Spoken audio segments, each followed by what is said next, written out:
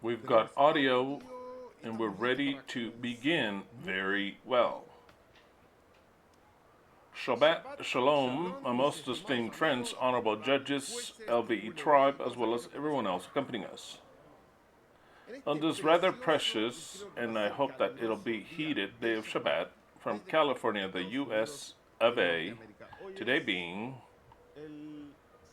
Ishar the 6th, we've entered into the second month of the year 5995 from creation, May 23rd of the year 2026 in the Gregorian calendar, and we shall study yet another chapter of Wisdom and Discipline, part 68.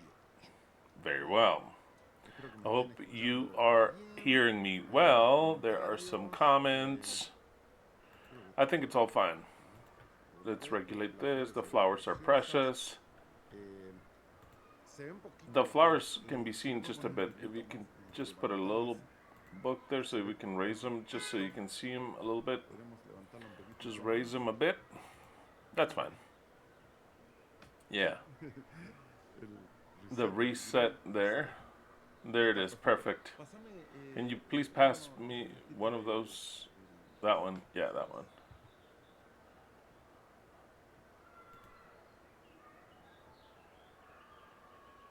That very one. That's the one I needed. Okay. Let us begin with the birthdays.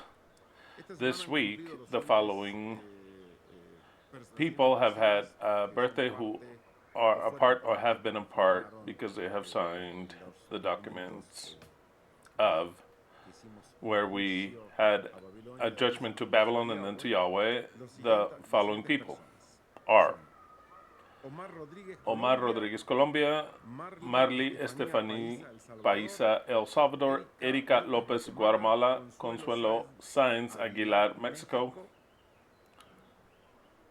Emileni Lopez de la Cruz, Guatemala; Uriel Jared Sangronet Ramirez, Venezuela; Nubia Alexandra Medina, Colombia; Juan Luis Ramón Beltrán, Mexico; Hoxan Vicente Santiago, Mexico; Jose Antonio Montes Moreno, Mexico; Neidy Yearly Tolosa Garcia Navas, Colombia; and Alexander Moreno Giraldo, the US of A. To each and every one of you who have had a birthday, a great big hug on behalf of all of us, LVE. Many blessings, many congratulations, and we hope you don't have many more birthdays under this government of Babylon.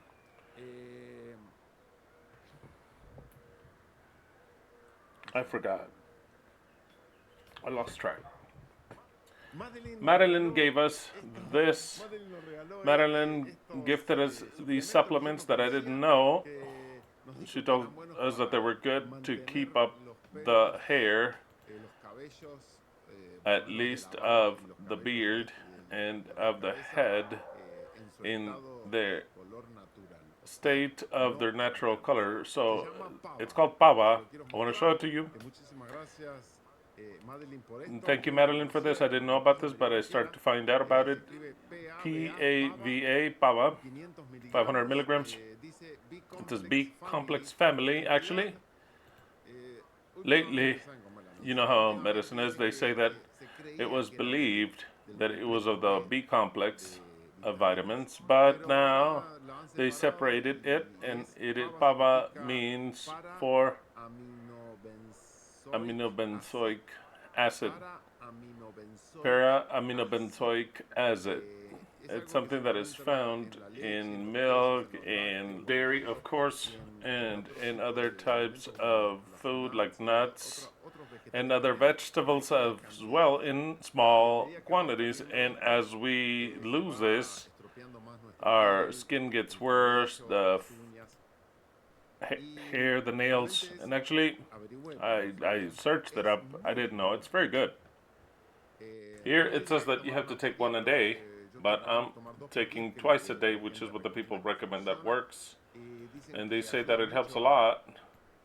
Of certain people, not all of them, that they have a deficiency in this, of people that have had already white hair there.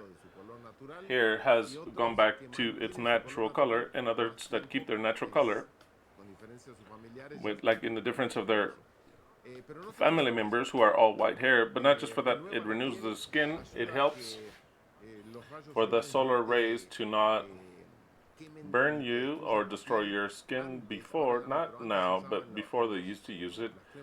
In the solar blocking, they stopped using it because it says that certain people had certain allergies to that. So then now they use something else. This must be a lot better. But then if you take it, I read in many people that before with just a little bit of sun that they would work there or they would go out there, it would be red and it would ruin quickly. But with this, it says that they don't get affected at all because it works a lot in the skin and it gives them what they need for the skin not to ruin them. And also in the color of the hair and the nails and many things. It's very, very good. So then we're taking twice a day to see how it goes. Who knows? Maybe with all black hair I'll look, which I don't believe it, but we'll try it. We'll try it. Maybe it won't transfer the small little hair that I have left. So then many things. I recommend it to everyone. Not because of the experience and usage of it, but what I read, and it's magnificent. Not a lot of people know this pava, and it's pretty inexpensive. This is the Now brand, which is very good. They've taken other brands, and they say it's not as good as this one, so then many thanks. It's spectacular, very well. Let's talk just a little bit about soccer. All those who have watched the game that we played against Cruzeiro in our field, they know that they robbed us. They directly robbed us because the Conmebol has something against Riquelme, which is the head of Boca, and I'm not asking for them to benefit us, but to be just. But no, they robbed us. They scored after a casual hand on the ball, and then they have a goal of theirs, and then a goal that it was also on a hand that was completely casual was annulled. And then the worst thing they did, that in the last minute there was a clear hand of a defender of theirs, which the referee did not want to. They didn't call him. He didn't want to go see it, and it was a clear penalty for Boca. I mean, so clear. The last play. The whole stadium was in outrage. It was so clear. If you saw the game, the defender separates it from the body, and it was in the hand. It was a penalty. The referee said, "Game's over." We would have won right there. So they robbed us. I mean, openly, blatantly. That's why this week, Boca got signs all over in Boca that says Boca against everyone, because they're all our enemies. And now we play on Thursday. Remember, now we play on Thursday. We play against the Catholic University. We beat them already in Chile, but it doesn't take away that it won't be a difficult game. For me, the Catholic University plays very well, one of the best teams that I think of Chile, and it's actually going to be a game that is to the death. It's at 5:30 my time this Thursday. Check your... We cannot tie. If we tie, we're out. We have to win. If we win, we enter. Just like that. If we enter 1-0, 2-3-0, doesn't matter. If we win, we win. If we tie, we leave. We leave the Copa Libertadores. So then it's a game to the death. To the death. And without the pressure of the stadium, the result and all that, it'll be a very difficult game. We should win. On paper, we should beat them, and we play a lot better. But we don't have a coach. The coach that we have is not a coach. We don't have a coach. And with the pressure and the players that we have, which are not too intelligent, sometimes they think they're playing basketball, or they do them fouls. They do regular ones. That's why they were listening to the Casiba Russian, and sometimes it seems like they're plays from not very intelligent players. We could suffer there But I'm confident that we'll win. We have to go out there and win. However, it may be possible. Now we have the coaches against us, the referees against us, and all the rest. Then well, that and all, with an arbiter against us and all, if we play well, no one can stop us if we play well. Except one that you already know who it is because he just goes there and things like that. That could happen. So then, doesn't matter. It'll be good. It'll be fun. Pay attention on Thursday. Nothing else. On Thursday, we defined our future of this year in the Libertadores. But there's another game. There's another game that is played tomorrow. The game is the final of the Argentinian Cup, the opening tourney. We got there, however, possible Belgrano and River. Belgrano is the team, along with Talleres. Both of the teams are the most important ones in Cordoba. They always fight who's number one, who has more people. I wouldn't be able to know. But between the two, they say they're the biggest, and the other one says they're the biggest. Of course, I like Belgrano a lot more. I like them a lot more because they have a story, Belgrano, that I'm going to tell you. They have a story. Then Talleres. Talleres lost. Belgrano won. And now Belgrano's in the final. Tell the truth, it'll be a spectacular game tomorrow. At what time do they play? Talleres Belgrano? I didn't say. Oh, I think at 11:30 my time. My time, pretty much. Tomorrow. We have. So not even Talleres nor Belgrano have an Argentinian cup. If Belgrano wins tomorrow and they're champion, in my point of view, it'll be number one of Cordoba. Number one of Cordoba. What is the story between River and Belgrano? They call it the game that is morbid. In 2011, I wasn't watching that. I was doing something else. I was waiting for the Yeshua second coming. We were waiting and announcing the coming of Yeshua. Those of you that were with us, you perfectly well know what happened in 2011. I wasn't watching soccer back then in 2011, so then I heard the news, but I didn't care much about it because I was disconnected. I was interested, but I just left it aside. River, after 3 years, give or take, of playing bad, there came a point that they were the last team of the first class team by averages. What are the averages? In Argentina, we say by averages and by getting there at the last. There are two ways to descend, but tell it to you, give or take. The one that is the last, that has the least points of them, they descend. They descend to the inferior category, then the first class, called the B class, the Metropolitan B.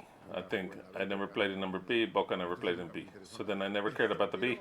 So then the one that is the last in points descends. And the one that is the last in the averages, what are the averages? They like the last 3 years of all the games, and they get an average, how much you won, lost, and tied, an average. So out of all the teams, the one with the lowest average, because they won the least, so then they also descend. But in that date, they weren't descending directly that of the average. And they had to play between the one of the two to descend, and to descend, and of the B to ascend. Now, in that time, the one that had the lowest average which was River. They had to play a game of untying, which is called promotion. The champion, or one of the ones that would supposedly ascend of the B, had to play 2 games because it was going and return with the one that was going to descend of the one of the first division. They had to play what's called a promotion.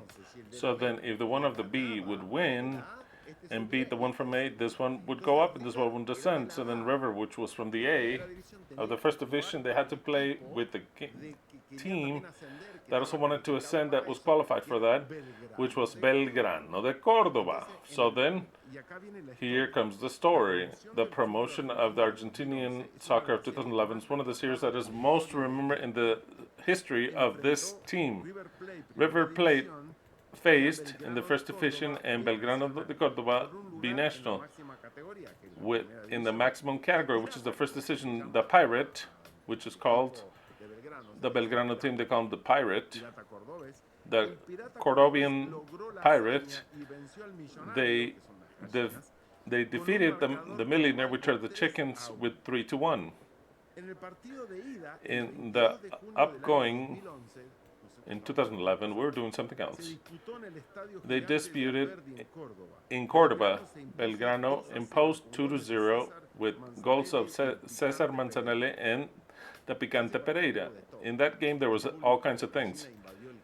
The chicken team invaded the team. It was a disaster. 60 people hurt. I mean, the people were in there. The chickens were desperate. They couldn't understand in their mind that they could descend, and they descended. The chickens descended. There's only one great one that has not descended yet, and the one from Madrid, and they beat us that right there. It's a lost final. It's a lost final, but it's shameful for them to descend. The second game, on June 26th of the year 2011, it was played in the Monumental Buenos Aires field in River. It was tied 1-1. So then they won 2-0, El Pirata, and then it was 1-1, Global 3-1. If there was a tie, if they were to tie in the points, then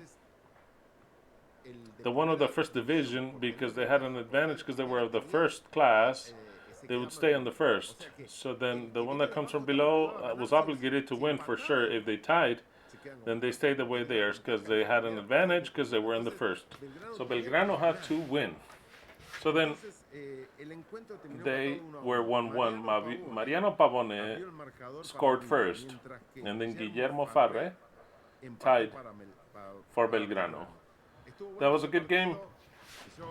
I was watching just a little bit because there was a penalty for River, which was stopped by the Belgrano goalie.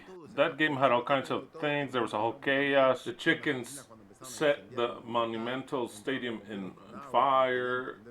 The firemen came. They did set it on fire, part of it. That's when people tell them you burned your own field, and then the firemen were fighting the fire because of the chickens, what they were doing, because they were going to the B. The 3-1 Belgrano winning was the historical, the first descent of River Plate to number B. After 102 years in the maximum category, there are three figures of Belgrano which are present, which will be present on Sunday. Ricardo Zielinski, the Russian Zielinski, he was Belgrano's coach who sent River to descent. Now he's the coach of Belgrano in the final. He's the same coach. There's lots of connotations to be the morbid game. Zielinski, the coach of the Pirata, the Pirate, of that historical confrontation. Solave, the goalie that stopped Pavone's penalty, he's the helper of Zielinski. The same one that stopped the penalty that caused River to go down. Now he is the helper of the same coach that was in 2011. He is part of the same team. There's only one player that played that game and will play this one. I don't know if he played or he was on the list. I don't know. Maybe he played or not. I don't know. But his name is called El Franco, the Mute Vasquez, which is still the reference of the team. Three protagonists of 2011 which now have a chance of achieving something greater. That would be hallucinating that Belgrano to 1-7 again strike the chickens like in 2011 and be champion of the Argentinian game. What I don't want to happen is for the chickens to win. So then let's go, the Pirata, that precious jerseys. Many of the Boca fans bought the Belgrano jersey when Belgrano made River descend. I was looking at pictures. With pride, they're going to wear it on Sunday. As I say, this glorious jersey. Being a Boca fan, mind you, this is the jersey that made the Chickens descend, and now they're in the final. It's incredible. That's why it's going to be a very good game, and I hope Belgrano really locks in and does the same thing that they did in 2011. Because if River were champion, it puts more pressure on us, believe it or not, because Boca would be another failure. While River is a champion, we lose, and they kick us out of the Libertadores, even more shameful. Because always what they do, we always measure up to what the enemy does. When the enemy does well, and we're not doing good, then we're doing even worse. So then it's so important. So then being cynically cold, it's convenient for River to be a champion. For what reason? It helps us in the Libertadores Cup because we no longer have to guess. They would enter automatically into the Libertadores Cup in 2027, and it frees up a space for those of us that are fighting for the points. If we were coldly thinking, we're like, yeah, let the Chickens be champions, whatever. And they leave a space open for us, which could be the difference of entering or not entering into the Libertadores. I personally want for them to lose. I want for Belgrano to win 3-1 once again. That would be perfect. 3-1 would be wow. Hallucinating. So then let's go Pirata. Tomorrow we have to take off all the feathers of the chickens very well. And then we play again on Thursday. Brutal. Just like that. Brutal. I'm 100% that we're completely confident that we're going to beat the University of the Catholic. Then why, if we don't beat them, then why the fuck do we want to be in the cup? Then what do we expect to beat the Brazilians later? We can't beat the Chileans. No. If we don't beat this team, which is a good team, then if we don't beat them, then we have no business in the cup. That's as simple as that, boys. Either you play to win or you can go you know where. Very well. So then, Shemah Israel, Yahweh Eloheinu, Yahweh Ekhad. Hear, O Israel, Yahweh, our Elohim, Yahweh, one is. John 8:31 through 32. Then Yeshua, or the Messiah, said unto the Jews that had believed on him, if ye were to remain in my word, then you shall truly be my disciples indeed, and you shall know the truth, and the truth shall make you free. Only the truth will come from the mouth of the Messiah. And that was not the Messiah, it was a representation thereof. For what God does, our Creator, who's only one being, is to conceal everything. Proverbs 25:2. It is the glory of Elohim to conceal the word.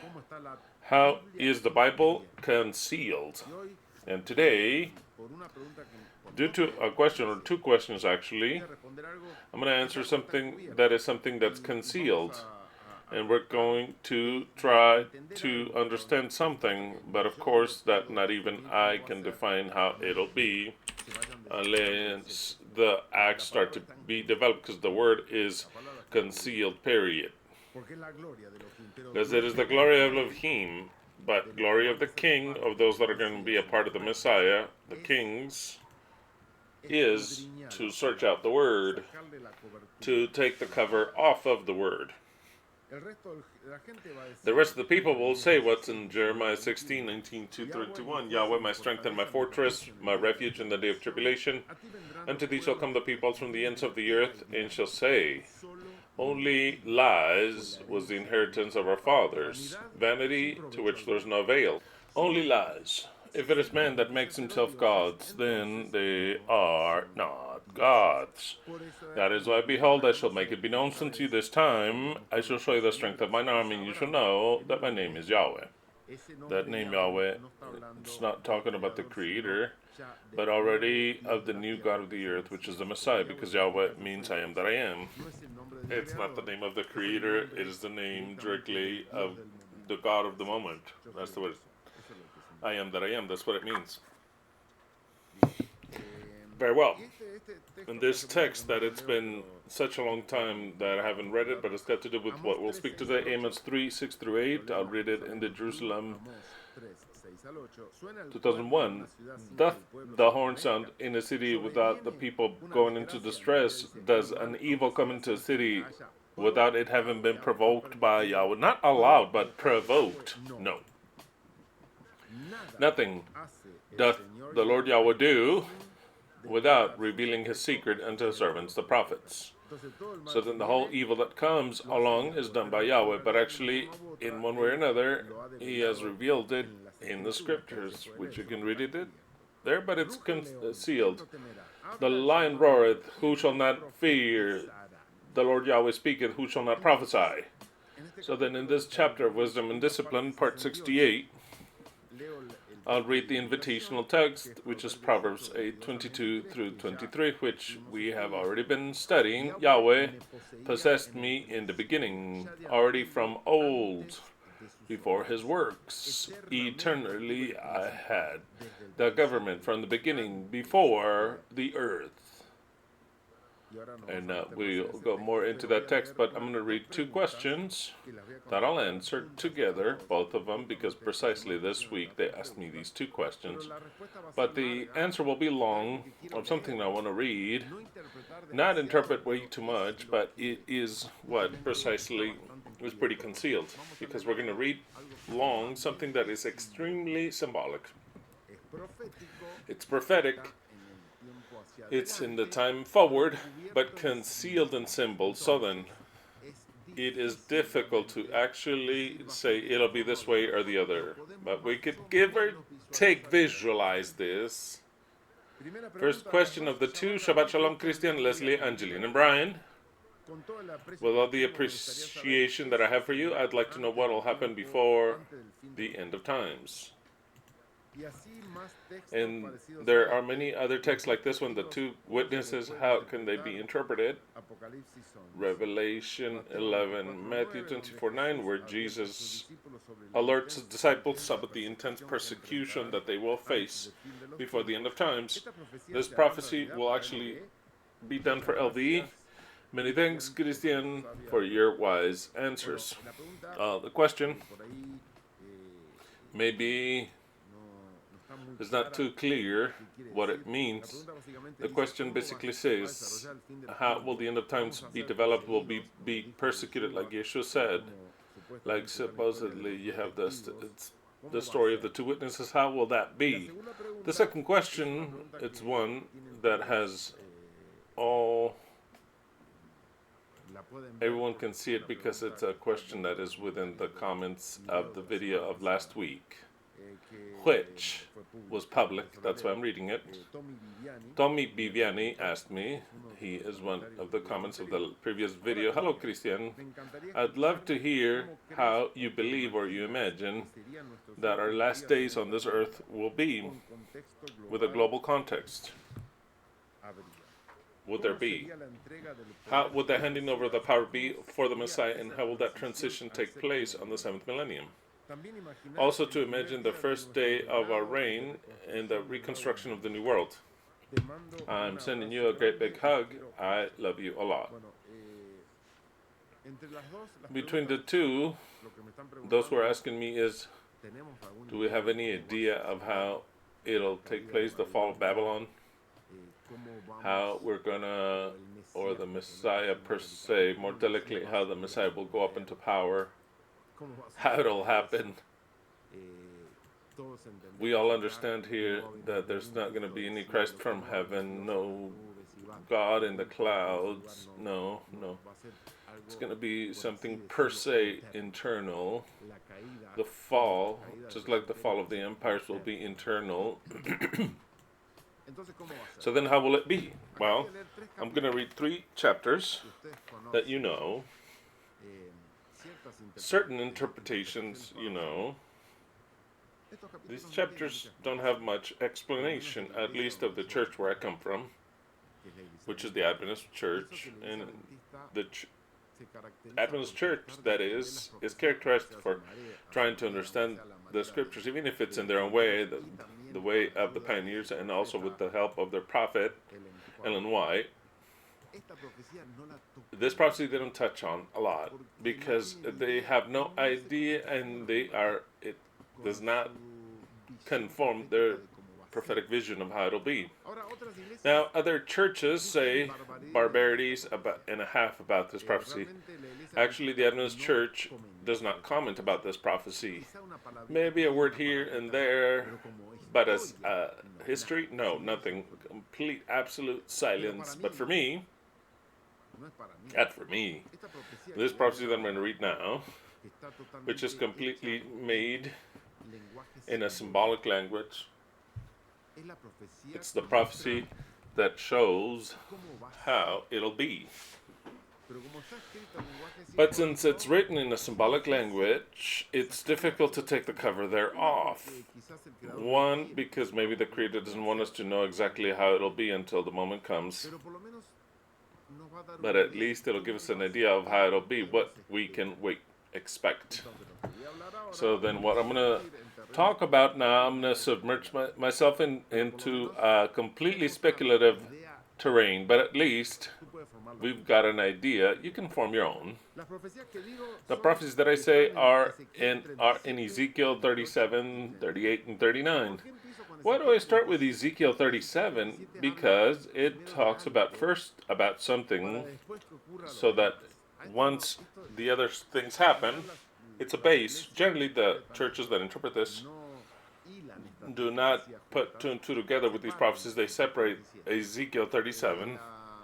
The Adventist Church doesn't touch this prophecy because they don't have an explanation for this prophecy, except they make a small one that it's them or whatever. But in my point of view, Ezekiel 37 is absolutely clear. This prophecy is in it. This prophecy begins, at least this prophecy initiates in the year 2008. The prophecy I'm about to say. It's in 2008. It initiates, and it's established actually in the year 2009 when the eternal truth is born. Why do I say this? Let's read. Ezekiel chapter 37. I'm going to be reading in the Spanish RV 1960. I'm not going to go into depth at all. We're going to read and explain certain things because I'm only answering a question. The hand of Yahweh was upon me and carried me out in the spirit of Yahweh and set me down in the midst of a valley which was full of bones. It made me go near them all around, and behold, they were way too many upon the face of the field, and also dry in great manner. The prophecy begins with Ezekiel, who is taken, Ezekiel is in spirit, is taken, it's all a vision, prophetic vision, taken to a place where it's a valley, in other words, a flat land. And in the valley, the only thing he sees are dry bones. They're not buried, they're on the surface. You see the skeletons. It's a vision that would seem from a horror movie. And so then he sees, and he says they're highly dry. You see the skeletons. What does that represent? That represents in a given moment in the world, there's nothing living. The world, the plane, which is this earth, is dry, is dead. There's no life. Why? Because every religion that exists, starting with the Jewish one, the Christian, and the Muslim one, and all the rest, they don't bring life. There is no life. And the only one that was to bring life was the Messiah. So then, already understanding the valley or the plain of the dry bones, it is an existential plane where the Messiah is still not there. So that if there's no Messiah, there's no life. They're all dead, greatly dry. So then we start from there. Very well. And he said unto me, Son of man, can these bones live? Of course.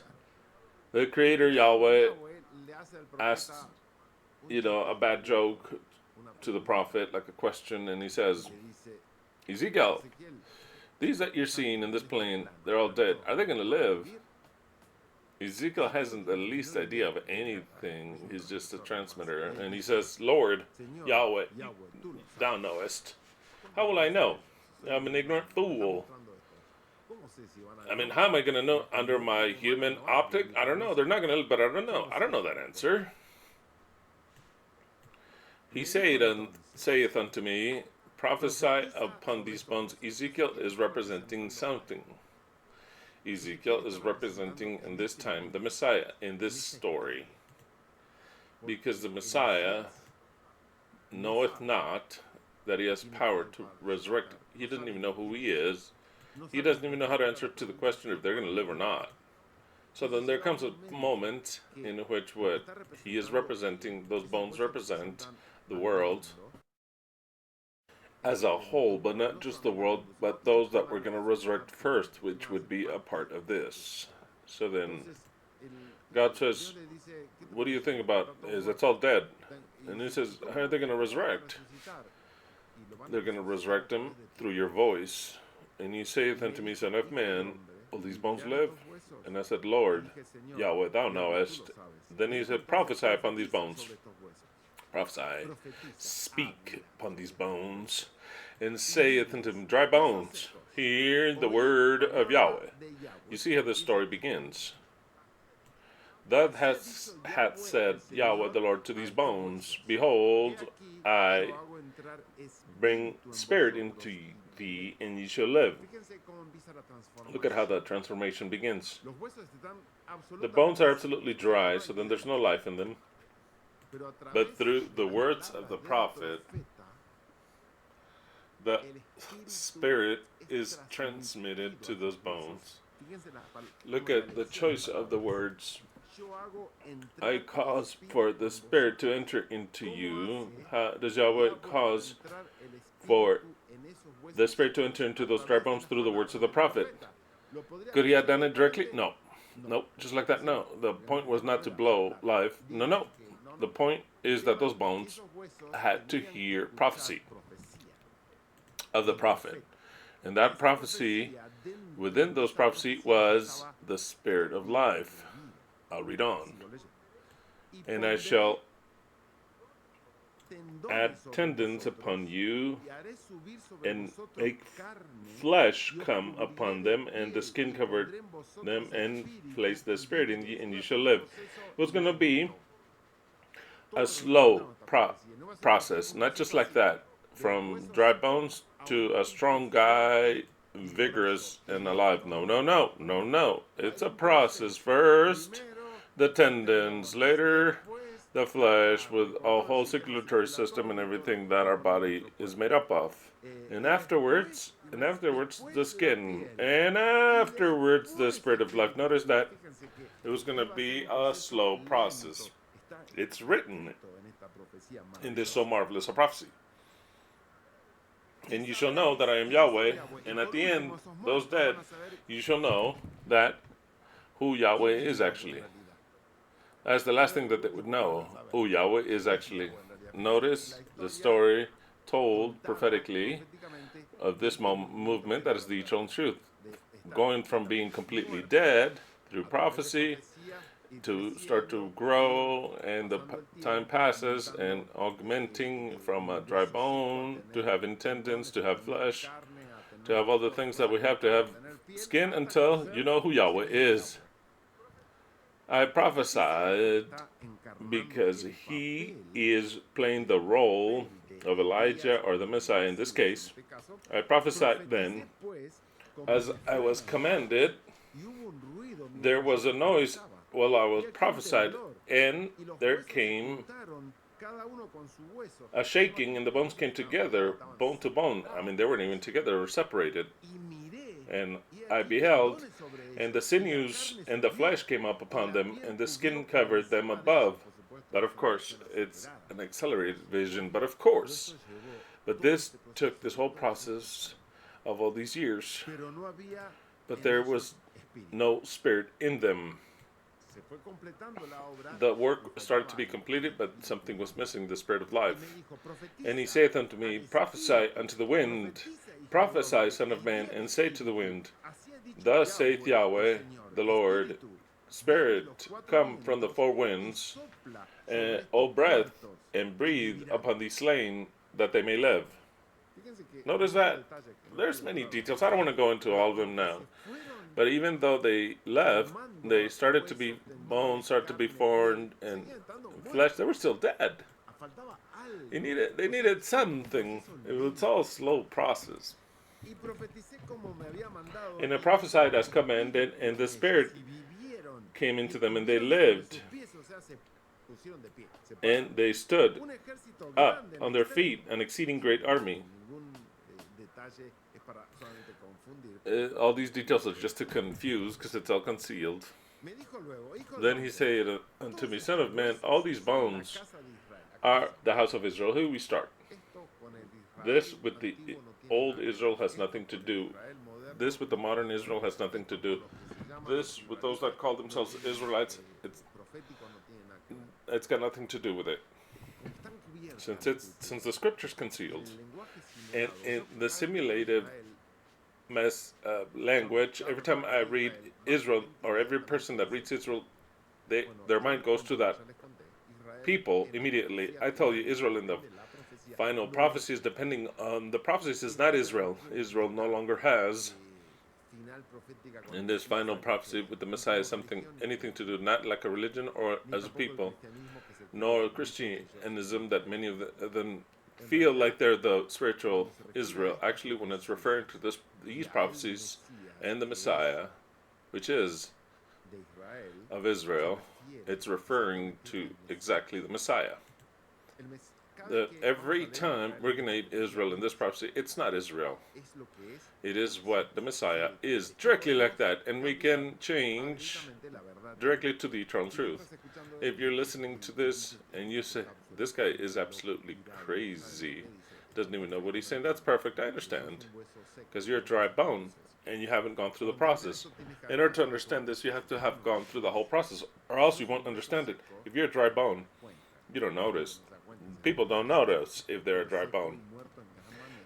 Dead and dry in a great manner, they cannot perceive the things of the Spirit. Nicodemus was a dead, dry bone. That's why Yahweh, in the form of the Messiah, said, you have to go and be born again, because you cannot understand the things of the Spirit. So then, in this prophecy, if you want to understand it, those who have ears to understand will read directly. Son of man, all these bones are the house of the eternal truth. Behold, they say, our bones are dry, and our hope is lost. Of course, they would say that before. Our bones are dry, and we lost our hope. We are destroyed. Therefore prophesy, and say unto them, he had already done that. Thus saith Yahweh the Lord, I opened your graves, O my people, and brought you up out of your graves, and shall put my spirit in you and bring you into the land of Israel. That's not the land of the physical one. The land of Israel is the land of the Messiah in the new millennium. The land of Israel in this prophecy and in many others, the promised land, the land of Israel, is, and also heaven in some places, the heaven is the land of the new millennium. It is the land that the Messiah will possess. It is the land of which the Messiah is the owner. That is what the land of Israel is in this case. It is the land of the eternal truth. And you shall know that I am Yahweh when I open your graves and take you out of your graves, O my people, and I shall place my spirit in you, and you shall live, and make you rest upon your land. What is the land? The entire world, which will go through changes, which will be made bigger. It'll be made directly, created again. Why created again? Not by destroying what's old, but augmenting the dimension and many other things. And make you rest upon the land, and you shall know that I am Yahweh, and I spake, and I have done it, saith Yahweh. Yes, the only hope that we have in the whole world, even though they misunderstand it, is that we live in a new land, the land, the new heavens and the new earth. New heavens and new earth, heavens and all the rest, the promised land, The land of Israel, it is the land which we shall obtain from the seventh millennium. As the owners of the earth, it'll be a new land with a new government, with a new form. Very well. Why do I start off with this prophecy? Because this prophecy talks about the end of times, when the prophet starts to prophesy, and a group of people that are dead, greatly dead, just like the rest, but a message that's directed to certain people, they start to develop tendons, flesh, sinews, and skin, and the spirit of life. That army is the Messiah. It's not talking about the global population here. It's talking about a group that's reduced. That is why precisely he says, my people, so that you understand a difference. House of Israel, it is the house of the Messiah. So then this prophecy of Ezekiel 37, through the preaching, starts to be turned into the whole body of the Messiah. Look at it differently already. The body of the Messiah is spread out all over the place, and bone with bone start to get together, and what the body is starting to be formed, which is many people. The Messiah is not one alone. The Messiah is an entity of many people. There's no such thing as the Messiah being one alone, absolutely. The prophecy for this to be formed is of only one person, that is clear. The Messiahs are not put together individually. God told me, no. There's a form of doing this, and it is through the preaching, through my words, which are spirit and life. It is the way that life is given unto the Messiah. And the Messiah is a giant made up of many people. This is what this prophecy is. That giant is dead, and it started to be put together little by little until it gets to its whole, to be able to develop as a Messiah. I'll read on. Then word of Yahweh came to me and said, now, son of man, take thee one stick and write upon it for Judah and for children of Israel, his companions. Then take another stick upon for Joseph and stick of Ephraim, and for the house of Israel and his companion. Join them together for that they're one stick, and they shall become one in thine hand. What does that mean? That has nothing to do with Israel and Judah. Both kingdoms separate in that time. The kingdom was separate, and it's still separated up until today. It'll always be separated, Judah and Israel, because there'll never be one kingdom ever again. What was Judah and what Israel was, the king of the north, will never be together. Those 12 tribes and all the rest has already been left in time. This talks about a prophecy that is concealed of a new entity. It is the Messiah. So then the Messiah is equivalent to a kingdom that was divided, but is conjoined in one alone. It is one sole Messiah, one soul in his hand. It is very clear. All these things become one. This people is a Messiah in its totality. And there's not many Messiahs. Not they all can say, I'm the Messiah, and the other one says, I'm the Messiah, and I'm the Messiah. No. The Messiah is a plurality. It's not wrong for you to say, I'm the Messiah. But when I say I, a plurality enters. And saying I'm the government, the president can say I'm the government. He's not the government. He's the president of and the government is a group, a body of people. And they say the government body, because it's a body. It is not. It's only one government, but with many different functions. And the Messiah is one body. No one can say I am the Messiah, because if you say I'm the Messiah in the sense of I'm alone, then the other one says I'm also the Messiah.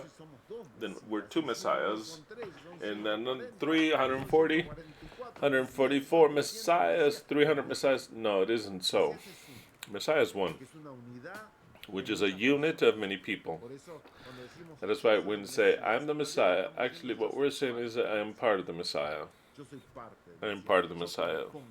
I make up the Messiah. I'm the Messiah because I'm part of the body of the Messiah. That I want you to have well understood. I will explain it, maybe not like I'm saying it today, but when I say I'm the Messiah, is that I and everything that make up the Messiah with me are the Messiah. Join them together so that they become one alone, and they shall be one in thine hand. And when the children of the people shall speak unto thee, saying, Wilt thou not show us what thou meanest by these? Say unto them, Thus saith Yahweh, Behold, I take the stick of Joseph, which is in the hand of Ephraim, and the tribes of Israel his fellows, and will put them with the stick of Judah, and make them one stick, and they shall be one in mine hand. And the sticks whereon thou writest shall be in thine hand before his eyes. And say unto them, Thus saith Yahweh the Lord, Behold, I take of the children of Israel from among the heathen, whither they be gone, and will gather them from it. Of course, no one understands this. Behold, I take the children of Israel from amongst the nations. The Messiah is spread out throughout the nations. He was not born in a city. Nope. It's amongst all the nations and between many nations, and it's precisely what we comprehend and are. It's not. And it's not Israel, you already know. I take the children of the eternal truth from amongst the nations where they went to, and I will gather them from everywhere and bring them to their land. What is their land? It is the land that they will inherit. I will bring them to their new kingdom, and will make them a nation in the land, in the mountains of Israel, and one king shall be a king unto all them. And never again will there be two nations, and never be divided into two kingdoms.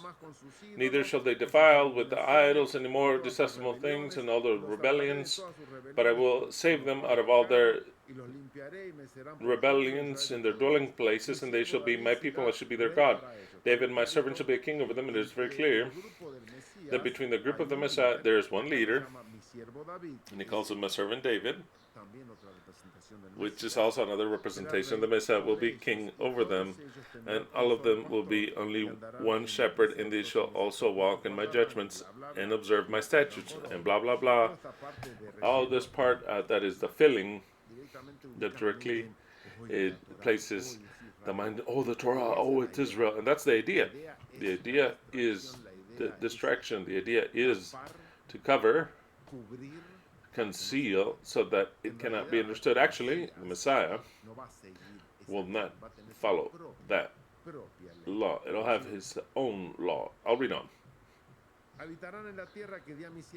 And they shall dwell in the land that I gave unto my servant Jacob, where your parents and their children's forever, and my servant David, prince over them forever. Just imagine.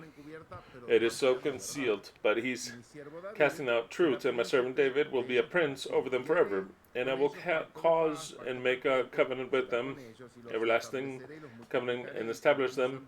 And I will place my sanctuary in the midst of them forever, and my tabernacle shall be with them, and I shall be a God unto them, and they shall be my people.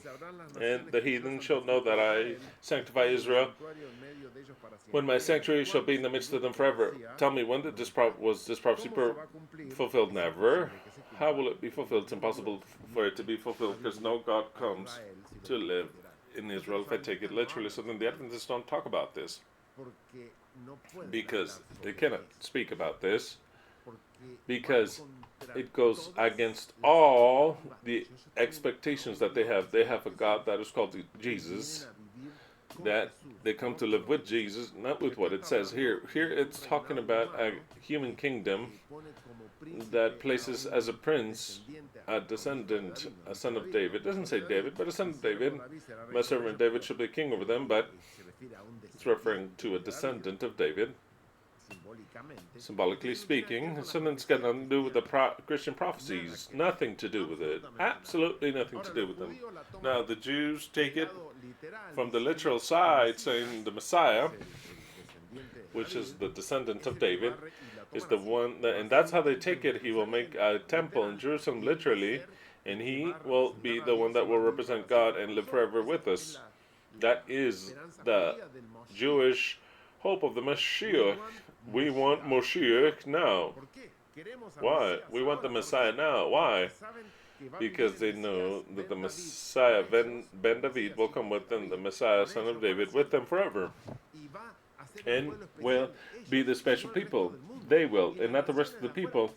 And the nations of the outside will know that Israel is a super special people, not like the rest. The prophecy is telling you. That's why it says, notice how it says, and I will make with them, not with the rest of the world. Notice the words. I mean, it's brutal. I'll read the previous one. It says, number 25. And they shall dwell in the land that I gave unto my servant Jacob, wherein your fathers have dwelt, and they shall dwell therein, even they and their children's children forever, and my servant David shall be their prince forever. It's talking about not a change of a king, but it's talking about something eternal. Moreover, I will make with them, with those group of people that were resurrected. I want you to understand, how does the story begin? They were a valley of dry, dead bones that actually, if you read this and you understand this, it actually says, this is a symbology, a parable, because actually they're not together. I'm bringing them from around the world, he says. I bring them from the nations. So then they weren't all together. But the preaching goes to all them together. How is that? Well, it can only be given online. Before, they could not hear the voice of the prophet being spread out in the whole world. So then God represented this, got to the prophet, where they were physically, he spoke to them. They were rebuilt, they revived, but then it says, no, the real story is that this people is spread out in the world. I bring him from the nations, from whence I sent them. So then how did Ezekiel do to speak to them? Because it's a representation. He would speak simultaneously, not Ezekiel, but the prophet, that would revive that group of people that were in the world, spread out throughout the nations, for then later bring them to his land. What is their land? The land of the Messiah, the entire earth, and a lot bigger. And notice what it says, and I will make a covenant with them, a covenant of peace, an everlasting covenant with them. And I will establish them, and place them, and multiply them, and set my sanctuary in the midst of them forever. That sanctuary, it's all a representation. I give my divinity to them. They will actually be the God of this earth. But it's just concealed. Instead of saying that, he says, I come as God. He's not saying that. He's saying that I place my divinity in them. What I am, my house, my sanctuary amongst them. The Jews take this literally. And that is why Jerusalem for them is something that will be established for all times, and it isn't so. It's talking about another Jerusalem. And my tabernacle shall also be with them. Yeah, I will be their God, and they shall be my people. And the heathen shall know, the nations, the heathen, according to this prophecy, they're not benefited. To receive any benefit, they have to obey Israel. And Israel, as they teach, Israel will bless them, but God does not bless them. The Goyim, he blesses them, and they are the blessing of the Goyim, because God does not mess with the Goyim. And then the nations shall know, the Goyim, literally it says Goyim, and the Goyim shall know that I, Yahweh, sanctify Israel, that I, Yahweh, set Israel apart. I set it apart from you, Goyim, that Israel is my preferred people. So then I, as a Jew, read this, and I teach to my Jewish brethren, we're so privileged. These are Goyim, our dogs, so they're going to be our slaves. Their only benefit will only come through us, who are the holy people. God blesses us, and we'll bless them.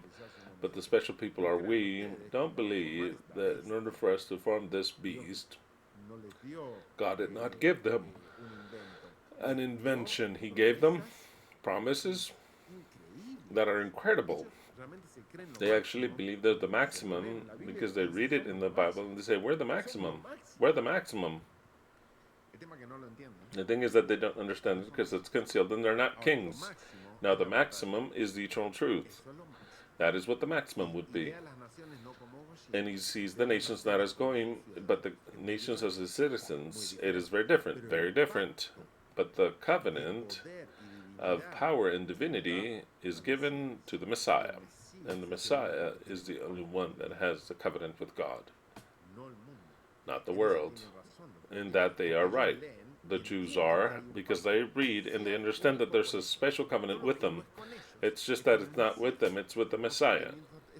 Once we understand this prophecy, the Messiah, those dead bones that were spread out throughout the world, that through the preaching of the prophet, they were rebuilt and they received the spirit of life, there comes a point that they are put together, that they own the world, and they're the only ones that have a special covenant with God. That special covenant with God is when God hands over the inheritance of this earth, power and life to give. That's what it is. And the nations shall know that I, Yahweh, sanctify Israel. It wouldn't be Israel, but it would be the Messiah, the eternal truth. When my sanctuary shall be in the midst of them forevermore, my house in the midst of them forevermore. What does that mean? The power of Yahweh will be there forever. The nations shall never see God, like they say, but I will. But what does this mean? For the nations, the only God that they will have is the Messiah. Of course. There it is. And here comes, concealed, the story of how the end will be. Ezekiel chapter 38. Now, this already took place about the dry bones. You see how different it is to reality? We could not know what the dead bones were if we had not lived them, and now we live them. We see it in the distance, and you say, wow, it's exactly like that. Through the word of the preacher, it's where the Spirit enters, and we were really dead, and we didn't know, and we are from all parts of the earth, and we will get together and be a unique people. And you say, it was all written, yeah, but it was in code. Now this that has not been fulfilled yet, imagine how difficult it is to decipher this, and I believe that the writer, who Yahweh is, does not want for us to decipher it clearly. He wants us to give or take to understand how it'll be, but that we don't have an exact map of how it'll be. And the word of God came unto me, saying, Son of man, set thy face against Gog in the land of Magog. Who is Gog? Well, here comes a whole bunch of definitions of who Gog is. They say it's Russia, it's Iran, they say that it's this and that. It's none of that. Gog represents the enemy of the Messiah. The Adventist Church sees Gog as directly Satan. They say a little bit about this prophecy, just a little bit. But the little bit that they say we don't know who Gog is, but we know that Gog is the enemy of the souls. It is Lucifer, Satan. Of course, they're more dead than what we were. So they don't understand the thing. It is clear, and I don't even feel any need to be able to explain this to you, because you would not understand it even if I made an effort. So then, who is Gog? Gog is the beast. Gog is the enemy. Gog is Babylon. However you want to take it, it is the enemy that we will have, that we'll face. Under no point of view, even if we could see it, that it'll be a change of power peacefully. Never a change of power in the history of the earth has ever been peaceful, ever. Why would it be so now? First of all, the men in power don't want to stop having power. That's first of all. Those who have power, and you just imagine something, I'm not talking about the citizens. The citizens will take a position, but those who have the power now, do you think that freely they would hand over all of their power to the Messiah? Not the least doubt fits that no. And the other thing is that even if they were to do so, the Messiah cannot stop punishing them, because all of the deceits and lies, killings, assassinations, slaughter, the white robe priests, the science, if the Messiah does not expose these liars who have directed us for years, subjugated us for years, and exposes the entire world, the truth, and the truth is intolerable when the lie has been so great for such a long time, for so many centuries, for so many millennia, because even what they have learned of God is a lie. So then there's no way that even if Babylon hands over the power to the Messiah, the Messiah says, thank you for the power, but now all of Babylon, one by one, has to pay for the consequences for what they did, because they're not redeemable instantly. No, because they're assassins, despots. You could say they were Yahweh's minions and whatever you want. But even if we're minions of Yahweh, everyone has to pay for the actions they've done. That's the way it is. Up until today, Judas is paying for the treason that he made that he didn't want to do. But up until today, Judas is a name that cannot be used other than to call someone a traitor. Judas and traitor, same thing. And if we see, and I taught you and you understood that he was not a traitor, he was obligated psychologically because Satan entered in him, who is Yahweh, and obligated him to do what he did not want to do. Why is he still a traitor? Because that and all, possessed by Yahweh, the bad actions, you'll pay for them. Because that is what justice is. Obviously, there is something that would give a lot of advantage if it is proven that actually it was not in his will to do so. But in the eyes of the others, because it would be very justifiable. I heard a voice that said, kill him, kill him, kill him, and I killed him. And the whole world says, well, I heard a voice, the devil spoke to me. No, you can't justify that, even if you heard it, even if you did hear it. Because how many assassins said that they heard voices? How many assassins like that are there? If Abraham were to sacrifice his son, he was such an assassin as much as if he did it by pleasure. There's no difference. If he hears the voice of Yahweh, or Yahweh presents himself and says, you have to sacrifice Isaac, and he goes like an idiot, obedient to sacrifice Isaac, and kills him. And then later he says, but God told me. And I'll tell you, I could give a fuck. You killed your son knowing that it's wrong. No matter if an divine divinity tells you had a vision, I could care less.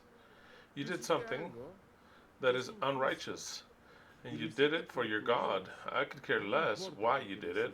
You're just as much as guilty if you got up crazy one day and you killed it because you were too upset. You understand what I'm saying? There's no difference for me. If you were an instrument or not, there's no difference. You're guilty. Then I could take some charges off. Okay, God influenced you. You were an idiot. You believed it. I'll reduce the punishment a bit, but you'll have the punishment either way. So there's no peaceful way that Babylon, that there's no war. Because I've never seen in the scenery as Babylon ever given freely the power over to the Messiah. It won't happen that way. It isn't written in the Bible. It says that there's always a war. In every chapter that you see, when Babylon falls into war. You can look for whatever turn you want. War is horrible, whatever you want. But the history of this world ends in battle. And that battle massively is won by the Messiah and crushes the head of the serpent. There's no final history. Also, don't understand or are not prepared, it doesn't cause for the way of seeing this story to change. Because I'm not writing this story, it's written. The end is written. The end is written, the end is inevitable, and this ends in a war. And the war is already won. Before the war begins, it's already won, because the strength of the Messiah is immeasurable. The divine energy that the divine has and power, humans cannot comprehend it. And will say, I die fighting, but the power, knowing how guilty they are, and trying to retain what they always had, that power. And if they want to add, incentivized by Yahweh to fight, here this chapter says it. It says it also. They will fight because there won't be anything peaceful. You want to know how all this ends? There will be violence. The word of Yahweh came to me saying, Son of man, put your face against Gog in the land of Magog, Prince of Mesech and Tubal. All these titles, don't even try to find out what they mean. I tell you, the final war is Babylon. And Babylon is in the whole world, in all the governments. They're the ones that have enclosed us in 2019. That is what Gog is. That is what Gog is. And the land of Mesech and Tubal is the entire world. And prophesy against him, against Babylon. Directly, instead of reading Gog, read Babylon. And that encloses all of the governments of the world. And all of the societies, the mafia and all the governments, not just the presidents. No. The deep state, the rich, those that manage money, the stock market, pharmakeia, those are the owners. Those who make weapons. It's not the face that you see of the president. That guy is nothing.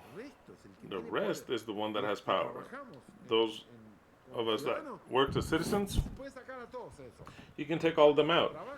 All that that work and the working people, those are not it. But it's those that have political power or monetary power and work for the system. Those are the ones. That is what Gog is. And say, Thus saith Yahweh the Lord, Behold, I am against thee, O Gog, chief prince of Mesech and Tubal. In other words, those who rule the entire world. And I will break thee, and put hooks into thy jaws, and I will bring thee forth, and all thine army, horses, horsemen, all of them, clothed with all sorts of armor, even a great company. In other words, the best and most powerful military men of the world. In other words, all the military men. But I don't know how this text will say it, and we're not analyzing the text with another text, looking at all the versions, and in Hebrew I don't care about it, but just this text says that he will put hooks in their nose and bring them back. In other words, here you have the will of Yahweh that incites them to fight. In other words, there's not even a chance to make peace, because Yahweh, who blessed them, that it's not in the text, but blesses them and gives them power, when the time comes, he grabs them and says, now you're going to fight against this one. I'll read it again. And I will turn thee back and put hooks. Hooks are hooks. The iron hooks. You understand the word hooks, right? They're metal hooks. Pardon? Exactly. Those hooks like the pirates have, that's what hooks are. Hooks into thy jaws. Imagine a hook here to bring you. A hook in your jaws, and I will bring thee forth, and all thine army, horses and horsemen, planes, all that you have, plane carriers, ships, all types of missiles, submarines also, yes. And it says, and that's why it says, and horsemen, and everything clothed, a great company, with bucklers and shields, everything that I said, and all of them having swords, in other words, all types of gear, Persia, Ethiopia, Libyan, them, all of them with shield and helmet, Gomer and all his hands, the house of Togarma, of the north of quarters, and all his bands, and many people with thee. It is the entire earth. Whom is the Messiah going to fight against? Against every weapon that has ever been made in the world. That is the only enemy that the Messiah has. The entire world. Entire world. Every country. Every country joins with one enemy in common, the Messiah. And that is what Yahweh has been placed into there. I remember when Nixon said there is only one type of enemy that could join the whole world as one army to fight against them, and it is the aliens. The aliens. The thing is that they've been preparing the terrain in case an exterior invasion comes. Of course, they're all going to join. They leave their differences. It's not differences with one sole government. It seems to be differences. They leave their differences because there were no differences to begin with during. Even Iran shut everything down. If Iran was so rebellious that they were so independent, they would say that does not exist. And it says it does exist. And they brought the solutions. So then they're all the same. It's not that Iran is the same, they're all the same.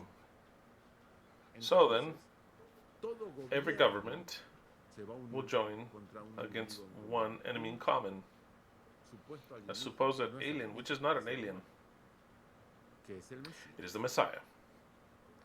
That's why it says, from every Gomer and all the troops of Togarmah and of the north quarters and all his bands and many people with thee. But thou be prepared and prepare for thyself, thou and all thy company that are assembled unto thee, and be thou a guard unto them. After many days, the expression is said in the end of times. After many days, actually it says at the end of days, at the end of days, and the end of all days, thou shalt be visited. In the latter years, in the end of the years means at the end, the latter means the latter part, the end of the years, the end of the years, the end of times, when everything is ending, the sixth millennium. Thou shalt come up into the land that is brought back from the sword, into the mountains of Israel. Here we start. It's not the physical part of Israel. The Adventists don't talk about this because they don't have an idea what it means. They can't interpret it, and even less Ellen G. White, because it does not fit into their prophetic panorama. Now, all of the rest of the Christians, evangelicals, say they're going to attack Israel, the whole world will attack Israel, and they're going to surround the poor little Israel. And when they're about to destroy her, God comes and burns them all. You don't know about this prophecy. They exploit it a lot. But you see, that's why we have to bless Israel. Never attack Israel, because those who attack Israel, they will be a part of Gog and Magog and all the rest. So then it says, into the mountains of Israel. It's the mountains of Israel? No. No. This, once again, is a concealment. It is concealed. This is a place where the Messiah will be standing. X just doesn't even say where. Before the Messiah, in order for the governments of the world to focus that there's an enemy, the enemy did something, the Messiah did something, he established himself already, and he gave his signals of power. So then the time is still needed to get there. Nobody's going to go to your house. No, we're nothing. We're nobody. We're no one, absolutely. But in order for the governments of the world to join against a common enemy, the Messiah has to have already a visible entity that it's powerful.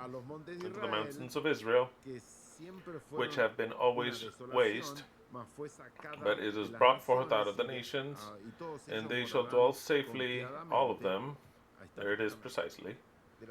Out of the previous prophecy, we said that it's those dead, dry bones that he was going to take them to Israel, which is not Israel. God will gather us when the time comes. When I say God will gather us, you understand that God will give the power, and we will gather together in a place, and God has nothing to do that God will gather us. It's part of what he has to do to hand over his power to the Messiah. So then, that's why it is written that way. At some point in time in this story, since God gives power to the beast, God will give power to us, the Messiah. But he won't give power for every one of you to continue in Mexico, Chile, Argentina, Spain, all the places where you live. In Holland, wherever you are. No. He will gather us together, or else the body of the Messiah will never be a Messiah. In fact, while we're all separated, we're not the Messiah. The Messiah is when the whole body is united. It's an entity, united people. That is what will represent to be the Messiah, really. And that is what the nations will be scared of. It's not a person that scares them, it's a group. They're going to say the Terrys might say.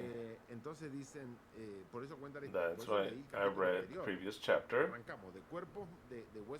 of the dry bones spread out all over the place to united people. And all of them dwell safely. Thou shalt ascend, Gog, Babylon. Thou shalt ascend and come like a storm, like a cloud to cover the land. Thou and all thy bands and many people with thee, all the peoples. Thus saith Yahweh the Lord. In that day it shall also come to pass that at the same time it shall come into thy mind. What do you mean, words and evil thoughts shall come? Who gives that? That is Yahweh. There's no turn of the page. He's prophesying it. He says you're going to see that you will have a bad thought to uproot and annihilate that enemy in common, not even accept them. You're going to have hate against them. And why will that happen? Because Yahweh places it in their head, like in Revelation 17. And the words will come into your heart. Who causes that? He does. And that evil thoughts and say, I will go up against a land of unwalled villages. He thinks that the Messiah,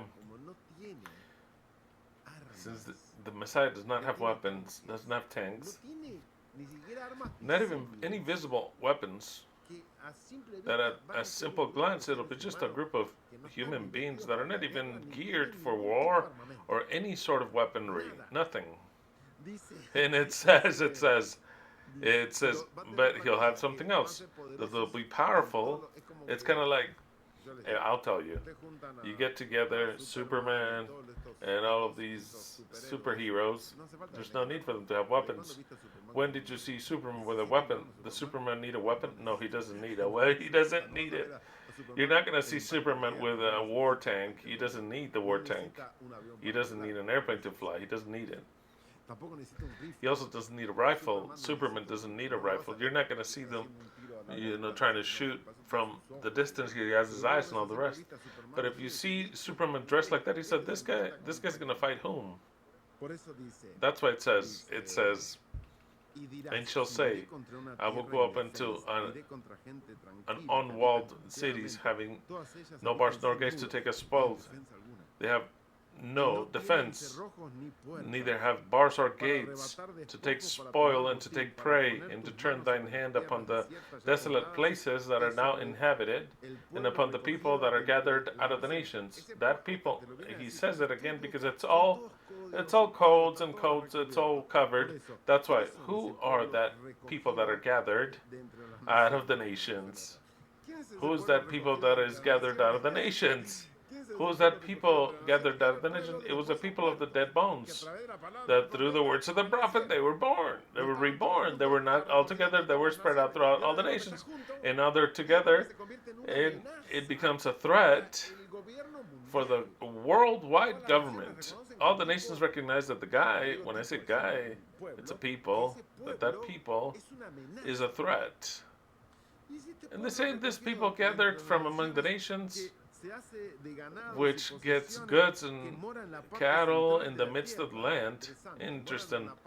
It's a central part of the land. This means it's the center, but a very important part of the earth, which we could elaborate where it would be, where God, in the indicated moment, gathers. Where are we going to place our base? Because in the moment in which God gathers, this people gathered from the nations and puts them together in a place, in that place it is when he will give him a special power and will start to do strange things. And those strange things, I say strange because they're different. They're going to call the attention of the people, the attention of the nations. They're going to say this isn't acceptable. It's not acceptable. So then, that is when they will decide to do away with that people. In what part of the earth? Well, I have my thoughts that it'll be in a special place in the south of the land. You understand? It could perfectly well be, but this is all speculative. If you had to tell me in what place would you gather, in what place would you gather if God makes you choose? So, Christian, where do you want to gather together all these people that are gathered from the nations? Where do you want to gather together this group of people from the nations? And say a place that we can't call much of the attention, where we can develop and practice the powers that we're going to receive, because it's a practice. Do you think that you just blow like that and do things? You have to do a whole bunch of things, develop so many things. This is funny. It's got nothing to do with the fact that there was a series when I was younger.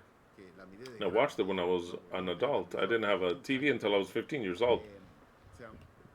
I think it was Mark and Mindy. And this comical comedian, who's his name? Yes. Wait. Come on. William what? William what? Did Mr. Doubtfire. The Society of the Dead Poets. Robin Williams. Robin Williams was very young, and he had a comical series. I can't remember it, but it was a Martian that came to Earth. But the guy, it was difficult for him to fly. When he needed to, he would fly, but he would crash against the rocks. He had to practice how to fly as if he were Superman. But he wasn't too controlled. He would go and break things, crash into things, something like that. I'm saying, just comical note here, that to us, if God were to give us power, the power, actually, you need to practice it to develop it. These abilities and control them. We don't even know what abilities. We know that He has to give us all types of abilities as gods. But the practice doesn't come soon, so we need a time. You say, but how stupid shit is he saying? Well, let me tell you. I'm telling you a biblical prophecy that there's dead people, that their bones that are going to get put together, gather from the nations, put them together in a place. I want you to understand, it is not my insanity. You read it later, Revelation 37. It's the dead bones. The prophet speaks and they revive. Then they receive spirit, and then it turns out that they were gathered from the nations. And that people gathered from the nations, they have something that calls the attention of Babylon. Says, let's destroy them. So then I'm not so crazy. There's something here that's impressive. And a war comes that ends with the end of times. I'll read on. So then those are these people, those dry bones, and dry and greatly to an ultra powerful people. So then, but they're in only one place. They're not in Colombia, Chile, Brazil, Argentina, the U.S. No. They're in a place. So then, if God would tell me, where would you like and find logical that I gather all of you together, I would say God. And do I decide it just like that? And you fulfill it? Yes. As a side note, there's a play on words in Spanish where the word gather together sounds like re-screwed. Thus the comical note every time he says gather together. Then I would do it in the Malvinas Islands, popularly known, although incorrectly called the Falkland Islands. Why? Because they're Argentinian. Why? Because Gog has it, which is England and son of a bitch. So then I go to the most south that there is, the Malvinas Islands. And I'll set my base there, and then these sons of bitches will come and attack me, and in the Malvinas, I will start to do something that maybe the people have never seen, like expanding the lands towards the south, for there to be hotter there. I start to get cattle, who knows? I start to invite people. You wanna are you looking for healing? Look younger. Look, I'm 60 years old and I look like 30. And they're like, nah, I cannot be. Yeah. Just come around the Malvinas. They're ours. And now that we take them back off of the English, everybody will take attention because we say the Malvinas are of the eternal truth. Just like that, directly. Notice it was in 82, that war, and we take it back. You know how angry they'll be? Terrible. So then I'm talking about what I would do. I don't know if that's how it'll be. Of course I don't know if that's how it'll be. I'm telling you, under the little light that I can see here, a strategic point where they were always fought for that point. And a point that would be perfect, it would be that. And from then on out, to start to take over everything. Argentina, Chile, Uruguay, and we advance like that. Just like that, we'll advance like that. But for all this, the nations will say, hey, that terrorist group that took the Falklands, they'll say the Falklands. That's how they say it in English, the Falkland Islands. No. What do you mean Falkland? No, Falklands. Fuck this, we'll say. We'll tell them. The islands are called Malvinas, and they're of the eternal truth, which are Argentinian, because we're in Argentinian groups, and they're going to say an Argentinian group takes over the Malvinas. And I can see Leslie's face when saying, "What the fuck are you saying?" She is ashamed of what I'm saying. Why do I say that? Because it's written. I'm just interpreting where it could be. Don't look at me as I'm crazy. Look at this prophecy. You're a group that are dead, gathered from the nations. We're in that situation. We're still about to be regathered. We're still amongst the nations. And we're in a place that we have to be together. I'm not crazy. In Gog, that is Babylon, and all the armies of the world, they say, let's destroy them. I'm not making anything up here. Once I speak this prophecy, it shines on its own. So then it says, let's take over these. They don't even have a defense. They'll say, there's no missiles, no ships, they have no airplanes. They don't have anything, these sons of bitches. What do they have? Well, we have a power that will fuck them up whenever we want. It's a new god. Ultra powerful. We don't need weapons, barriers, walls, nothing. We don't need missiles, nothing. Attack us if you can. Attack us. Come look for these islands. I find it like a good plan. Crazy. It could be a Netflix series. I'm not just making things up. I'm reading this prophecy and I'm applying, okay? So then let's read on. That's what it says. To take spoil and prey and put thine hand upon the desolate places. And to top it off, God obligates them to do it. Notice, the Malvinas are desert islands. If you look it up, I don't think if there's not like 10 people living there. Just a little tiny bunch, just a very few. Put 100 people max, or 1,000. They're deserted. It's so cold. Lots of wind that nobody wants to live there. Unless you're God. And you change everything around. Well, there's no more wind, no more cold, that they get expanded. And because of China. If China has the capacity, not just China, just an example, has the capacity of gaining land on the sea, they made a whole bunch of artificial islands, per se, as they call it, Dubai and all that. They have a whole bunch of artificial islands. And those are human beings doing that. Imagine the Messiah with the power that he should have, if he can't grab those islands and make it bigger and bigger and bigger and bigger and bigger, until they touch Argentina and join with Argentina. So then they say, wow, he's not going to have power to change the winds and the cold. Wow. It'd be spectacular. So then they said, let's go and fuck these guys up. 14. Therefore, son of man, prophesy and say unto Gog, who is it? Babylon. Thus saith Yahweh the Lord, in that day, when my people of Israel, not Israel, when the Messiah dwelleth safely, shalt thou not know it? Of course, he's going to make it known unto him very well, very clearly. We're also going to make it be known. And thou shalt come from thy place, out of the north parts. Exactly. They come from the north. And the north is the U.S., England, Russia. It's the three greatest potency. The three greatest powers is the north, but it's actually Babylon. But they come, the greatest powers, to destroy that little group. And thou shalt come from thy place out of the north parts, thou, and many people with thee, all of them riding upon horses. Of course, there's nothing faster than a horseback. Then it's not a horse. It's planes, tanks, plane carriers, submarines, the whole, everything. All of them in horses, a great company and mighty army. How else does he have to say it? It will come up against my people Israel, not Israel. You will come up against my chosen, my Messiah that is gathered from among the nations, and against my people Israel as a cloud to cover the land. Just imagine. What is it like a cloud that covers the land? Because it's all the armies of the world against that little group. They're tiny like that, unarmed. It shall be in the latter days that it's very clear. The expression in Hebrew says it'll be the end of times. This is not insanity, what I'm reading. It's a marvelous prophecy that the Adventist Church could never explain it to me because it does not coincide with their prophetic panorama. How did they make it fit? You who are an Adventist, how do you make this prophecy fit in the prophetic panorama where Jesus would come in the clouds? How do you fit it in? It's impossible. It's impossible that a group of human beings that are dead, we're talking about spiritually dead, is resurrected through the preaching of the prophet, is gathered together, is taken to a place.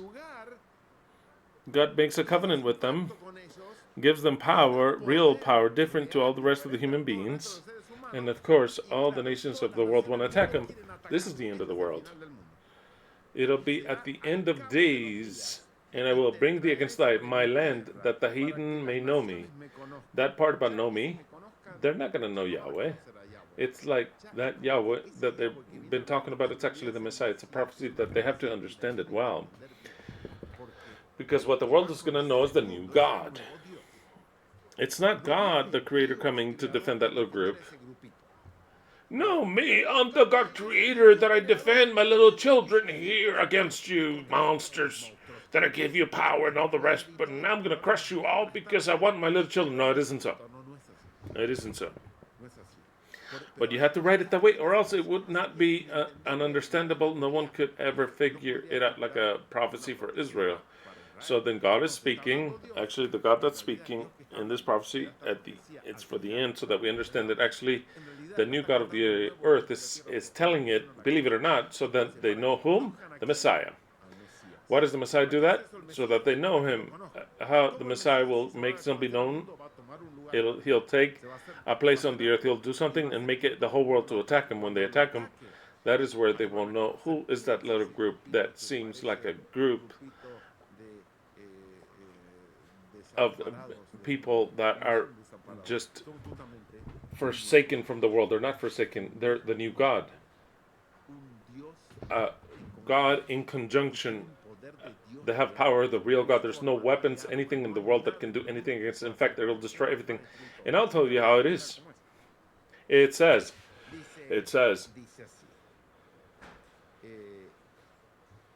and you shall fight against my people Israel. It's not Israel, it's against the eternal truth. This should say, you'll go up against the new God of the earth, the Messiah, as a cloud to cover the earth, and it'll be at the end of days, and it shall bring you against my people, and it was the land of the new God, so that the nations may know me, so that the nations may know the new God, not Yahweh the Creator. When God shall be sanctified in thee, how it says in thee. Oh, will he really call the attention that he's a God? Powerful, so that they respect him for all the eternal centuries, because that new God will destroy physically the army of Babylon, just like that, directly destroy it. It is a war, a harsh war. I will be sanctified in thee, O Gog, before his eyes. Thus say Yahweh the Lord, art thou not the one spoken of in old of my servants and the prophets, which prophesied in those days many years that I would bring thee against them? And it shall come to pass that when I shall bring Gog against Israel, when Babylon comes against the Messiah, Yahweh the Lord said, my wrath and fear shall come upon my face. It is of the Lamb. You will read it later in Revelation 17. So then when we take these prophecies, we put them all together, at the end. The end is very clear. The Messiah against Babylon. Babylon loses. The Messiah wins. It's as simple as that. It says,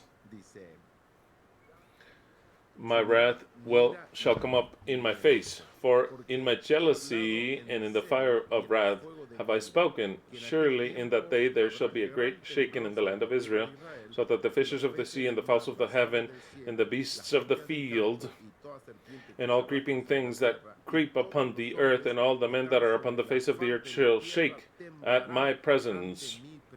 What's it say? That the entire world, all of the animals, and that has to be so, and all the men, listen well to this phrase, and all the men which are upon the face of the earth shall shake at my presence. In the presence of God the Creator? No, the presence of the new God of the earth. And they will shake. Why are they going to shake? Because of the power that the Messiah will show. Exactly. And what is the power that the Messiah will show? To destroy all the armies. He has no problem destroying anything. He has power to rebuild. He has power to resurrect. So then, in order for the whole world to shake before the presence of the Messiah, this takes place. Not just this, it says, let's read on. It says, and all the men that are upon the face of the earth shall shake at my presence, the presence of the Messiah. And the mountains shall be thrown down, and the steep places shall fall, and every wall shall fall to the ground. And I will call for a sword against him throughout all my mountains, saith Yahweh the Lord. It's not Yahweh the Lord, but it be Yahweh, the new God of the earth. The sword of every man's sword shall be against his brother. I'll explain that later. And I will plead against him with pestilence and with blood. And I will rain upon him and upon his bands and upon the many people that are with him, and overflowing rain and great hail, stones, fire, and brimstone. Here's the secret of the weapons that the new God of the earth handles. How does he fight? With conventional weapons? No. Human weapons do nothing to him. And to destroy armies and all the rest, he utilizes what we know as the things of nature. He can cause for firestorms to rise and fire rocks, whatever that takes place, lightning, hail, whatever he wants. It's at the disposition of the new God of the earth. So then what army can do anything to him? Nothing. Absolutely none. But through that, he will destroy them. He has to destroy them, and the story continues. Violence. It continues. Thus will I magnify myself and sanctify myself. Who's going to be sanctified and magnified? The Messiah. The entire earth will recognize the glory of the new God of the earth. And I will magnify myself and sanctify myself, and I will be known in the eyes of many nations, and they shall know that I am Yahweh. They will know that we have a Yahweh creator that lied to us through a false religion. No. He's talking about the new God of the earth. The one that takes possession of the earth. That's what it's talking about. That little group of the gathered from the nation, that they were dead bones for a bit, and through the preaching of the prophet they received life. They were gathered together in a place. They faced Babylon and destroyed her. Make the entire world shake, but in the end, they are made great by the entire world. Ezekiel 39.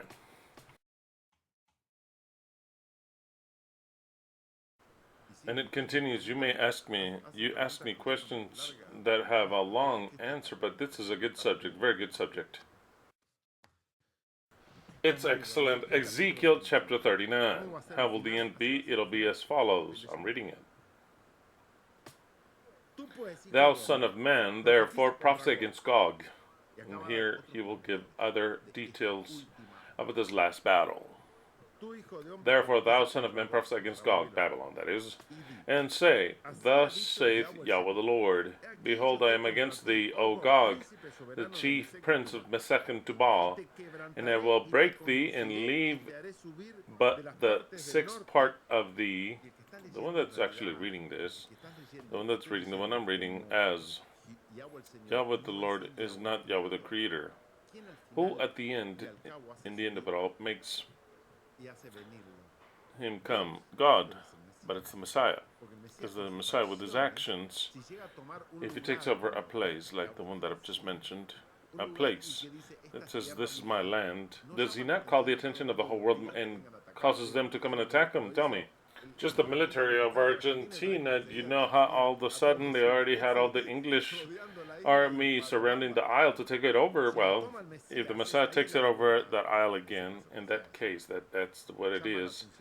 He takes over the attention of the entire world. But of course, so then that God is not God the Creator. It's already an actual part. The thing is that God the Creator has to give power to the Messiah, but not anymore to do the job of the Messiah, but that the God is the powerful. What is he on the Messiah? If the God is going to do everything, the one putting things in order is God. God has no right to punish Babylon. He doesn't have the right because he gave power to Babylon and used her. So then God has no right to punish her, because then the hero in that sense would be God, and here is not God being the hero, but the new God, to be made great and known. No one knows him, to be known. That's why it says, when it says, therefore thou son of man prevailest against Gog, Babylon, and say, thou saith Yahweh, no, thou saith the Messiah, behold, I am against thee, O Gog. I made a judgment against thee already, and you were found guilty. And now we are now in a different dimension and situation. Behold, I am against thee, O Gog, Babylon, chief, prince, second to blah, blah, blah, blah. And I will break thee. Who tells him that he will break him? The Messiah. And I'm going to cut you in 10,000 parts, and will cause thee to come up from the north parts, and will all of you come over. That's how he makes them come up from the north parts. He makes them come from the parts of the north, because he's in the south. He's in the south. He says, and I will bring you upon the mounts of Israel. No, that's classified. I'll bring you upon the zone where I am, that I'm waiting for you. And I will smite thy bow out of thy left hand. What does that mean? You know that the bow normally, the right one, he grabs it with the left, and the arrow with the right hand, right? And he pulls like this. A lefty does it the other way. I can't shoot with any hand to start with. But if I had to shoot, I can't do it with this one. It would be even worse than this one. I have to choose one. Then if I'm a right hand, then we shoot with this one, right? So then he says, notice the expression. Notice the expression. And it will cause thy bow taken out of thy left hand. Take your weapons out of your hand, no matter what you have. Whatever you have. Whatever you want, I'll take it out. Whether it be submarines, planes, tanks, whatever. I'll take the missiles, take them all out. So then it says, and it will cause thine arrows to fall out of thy right hand. He says, I'll take your bow out and the arrows too. So then what he's saying is, I'll destroy you with just thinking about it. Upon the mounts of Israel, it's not the mounts of Israel, it's going to be where the Messiah will be, upon the land of the Messiah. You see how that sounds better? Thou and all thy bands shall fall, and the people that is within thee, those that they will all perish. That's what the reality is. And I will give thee unto the ravenous birds of every sort, and to the beasts of the field devoured. Imagine that there's not going to be people dead. Of course, there's no end if it isn't so. Upon the face of the field thou shalt fall, for I have spoken it, saith Yahweh the Lord. That Yahweh the Lord is the new God of the earth. And I will send fire upon Magog. He has power to send fire upon Babylon. And among them that dwell carelessly in the isles, and they shall know that I am Yahweh. They'll know that I am the new God of the earth. They'll know it, because they'll see the power. So I will make my holy name known in the midst of my people. Sanctified be my name. I will make my name known in the midst of my people Israel. No, in the midst of my congregation, it could say. And I will never again allow them to pollute my holy name anymore, and the nations shall know that I am Yahweh. I am Yod He Vav He. I am the new God of the earth. And here it says, the Holy One of Israel. I am the new God of the earth. Behold, it is come, and it is done, saith Yahweh the Lord. This is the day whereof I have spoken. This is the day of the Messiah. They asked me, how will the transition be? I have no other answer. I understand this from a long time ago. I have made it known to you. Remember Argentina? I've told you, because I had understood it before, but now, based in this question, I'm telling you clearly. The Messiah is gathered together in a place. It's that place they declare war against them, of course. The entire world is taken over. Whatever they took over, if they were to take California, the Messiah, of course, they would make war on him. If it's Texas, they'll make war on him. If they occupy, I don't know, Guatemala, they'll make war. Whatever they occupy, they'll make war. In order to occupy Guatemala, you have to empty the Guatemalans, so then we have a problem. Now it says that he would take them to desolate land. Did you pay attention to this? Let's see if I find it. Because it is important. I read it to you. It says that they're going to bring them. He was going to bring them and place them in a desolate land. It has to be a land where? Well, I read it to you already. Later you'll listen to it again. Doesn't take it to an inhabited land, but a desolate land. So then it's got to be a desolate place for real. Exactly. In the south. It's got to be in the south. That's why my mind travels to say, oh yeah, look at that. The Malvinas Islands, the Argentinian. That is where we're headed. And that's where we call the attention of the entire world. Let them come. It says this subject is entire insanity, but well, moving on. It's better than a Netflix series. It says this is the day of which I've spoken of. He says this is the day where the Messiah makes himself be known unto the entire world, and they that dwell in the cities of Israel shall go forth. Okay. It's no longer them that dwell in the cities of Israel, but them that dwell in the place where the Messiah is, which is the same Messiah, but the Messiah starts to suffer growth. And the word to suffer, in the good sense of the word, they go through a change because many people will feel so identified. They'll be like, I want to be a part of this. Where's this prophecy found already that I don't have it written down? In Daniel chapter 2. Daniel chapter 2, what does it say? How does it end in this statue? How does it end? It says a rock, a small rock, cut like with a non-human hand. So a very small rock that fits in the hand is cast unto the earth, and it strikes the statue in the feet. That is a war. It's not a peaceful handing over power. How does the statue fall with war? There's no way of making this different. This rock is cast against the statue. The statue strikes, that rock strikes the statue. The rock strikes the statue and destroys it. Is it so or not? And it says that it was left with ashes, just like it says that it disappears from the scene. The strike is so hard that it's not a statue left there. The cadaver of Babylon is not left there. He evaporates it. It says that he takes everything just like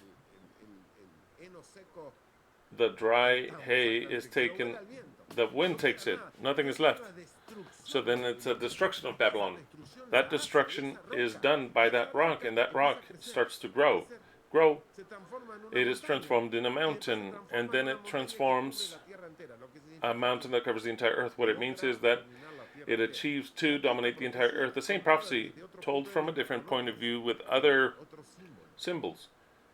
Okay, so then it says, and they that dwell in the city of Israel shall go forth, in other words, what the Messiah is, and those who join the Messiah shall go forth and shall set on fire and burn the weapons, shields, bucklers, bows, and arrows, and the hand staves and the spears, and they shall burn them with fire 7 years, period. This period really didn't fit anywhere in the Adventist way. There's no way to make it fit. How is it that afterwards, after this brutal war is produced, all of the weapons of Babylon, which are left spread out throughout the whole world, we're talking about missiles, planes, tanks, all types of weaponry that is horrible, that the entire world has, the Bellic world. The Messiah says that we have to make it disappear. I'm gonna have all those weapons spread out throughout the whole world. Not even non-detonated bombs or whatever throughout the whole world. No, we're not going to. In the kingdom of the Messiah, there's not going to be weapons like that. So what do? It takes him 7 years to cleanse the earth. This is a work that's brutal. So then what does it mean? That there was a war. And in that war, they have to destroy the weapons. Because the Messiah wants a land with no weapons. What's it say? This story, that's incredible. They shall burn them in fire for 7 years. 7 years it takes to cleanse the disaster that Messiah caused against Babylon. Don't believe under any point of view that it'll be peaceful. They're not going to bring hay from wood out of the field, neither cut down any out of the forest, for they shall burn the weapons with fire, and they shall spoil them that spoil them. That's when the Messiah takes possession of everything. Who's the spoiler of the world? Babylon. What does the Messiah do? Spoils them that spoiled them, and rob those that robbed them. In the sense of robbing, in the sense of taking what Babylon had. Taking all the riches of the world. The Messiah takes the riches of the world. All of them is the new government. That's why it's robbing those that rob them. Saith Yahweh the Lord, saith the new God of the earth. At that time it shall come to pass that I shall give unto Gog, in that time I shall give unto Babylon, a place there of graves in Israel, in the valley of the passengers of the east of the sea. And it shall stop the noses of the passengers, and there they shall bury Gog and all its multitude, and they shall call it the valley of Ham and Gog. Do you remember? The valley that sounded like Ham and Gog, where they're all going to be buried. Perfect. I find that to be perfect, that valley, where they're going to bury all the dead of Babylon, which are many. I can't give a number, but it's many. China, it only has like 1 billion soldiers. Just imagine it's millions of people that work in the army. They're all going to be buried in a place. Why? Because they'll all be resurrected. Don't you worry about that. The Messiah doesn't worry about that. They'll call them the valley of Ham and Gog, and the house of Israel shall be burying them for 7 months to cleanse them. It takes 7 years to cleanse the weapons used and unused, the earth, but 7 months to bury the people. Do you know what it is? 7 months burying people. 7 months is a long time because it's many people. It says the house of Israel, LVE, the Messiah, I'm going to say it, it sounds better. The Messiah will be burying them for 7 months, the new God of the earth, to cleanse the land. Yeah, he shall bury them, all the people of the land. It's not that the Messiah working with those gathered from the earth. No, the Messiah organizes the people, the entire world helps, which is many, but the entire world helps. That's what it says. I'll read it and explain. He shall bury them, the entire people of the land shall bury them, and it shall be renowned unto them the day that I shall be glorified, saith Yahweh the Lord. In other words, it'll be a special day of independence of Babylon. It'll be a special day, independence of Babylon for the entire world, when Babylon falls, and when the population of the world comprehends it, and that comprehends the words of the Messiah, saying, this had to end this way. All these people that died will be resurrected in the appropriate time, from here to some time, for 1,000 years. We're going to build this society without lies, with justice, completely different, and there won't be any God whom to pray to. I am the new God, and I'm here so that there's life and life in abundance. Wow, this will be something absolutely never seen before. So then the people, when they're gonna comprehend this, it'll be a day to celebrate. First it's gonna be weird, horrible, then later they're gonna understand that it was what they really desired. It says, that's why this whole phrase says, in the house of Israel, the Messiah, or the new God, will be burying them for 7 months to cleanse the earth. Yeah, the whole people of the land shall bury them, and it shall be unto them renowned the day that I shall be glorified. The new God be glorified, saith Yahweh, the new God. And men, they shall hire men throughout the land to bury with the passengers to those that are remain on the face of the earth to cleanse it. After the end of 7 months shall they search. So then, to top it off, there's another specification, and says the people aren't going to do it for free. The new God will take control of everything, the banks, everything. If he robs Babylon, it means that everything that Babylon has passes on to the hands of the Messiah. The whole system of Babylon passes on to the hands of the Messiah. All the things that Babylon has now are there of the Messiah. Everything. So then now as a government, because the government cannot change radically from one day to the other, it'll be little by little. So then first of all, the people maintain themselves with commerce and all that. It'll still work in the same way at the beginning. The people will be paid. It's not that they're going to do it for free. The people will be paid, and he will pay what is fair or even better, what they consider to be better because they own everything the Messiah does. He'll pay so that the people start to bury the dead and to search to make sure there's none left. That's what it says. And they'll hire men to go through the land, in other words, through the world, with those who travel to and cleanse those that remain upon the face of the earth to cleanse it. At the end of 7 months they shall search. And the passengers that pass through the land, when any seeth a man's bone, he set up a sign by it, till the buriers have buried it in the valley of Hamongog. Not just because this will be throughout the whole place, these dead in the world, because the war will be general. You have to take them to that place. Since they all died together, they'll resurrect all together. Gotta take them to that place. They can't stay where they died.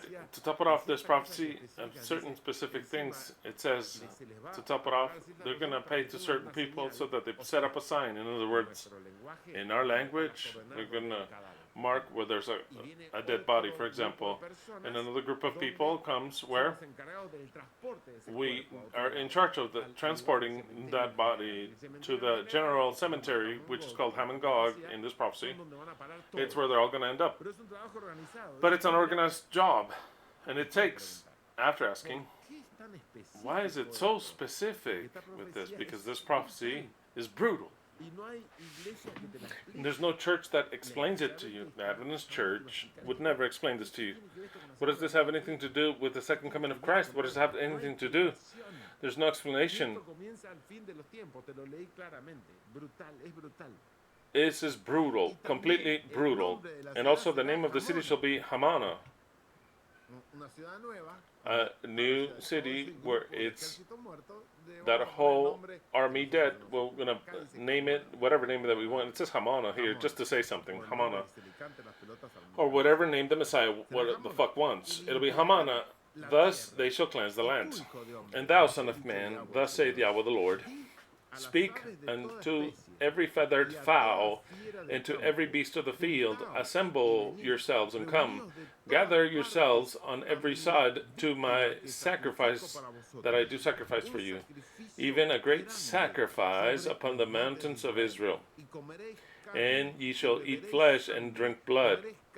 Ye shall eat flesh of the mighty and drink blood of the princes of the earth, of rams, of lambs, and of goats, and bullocks, all of them fatlings of Bashan.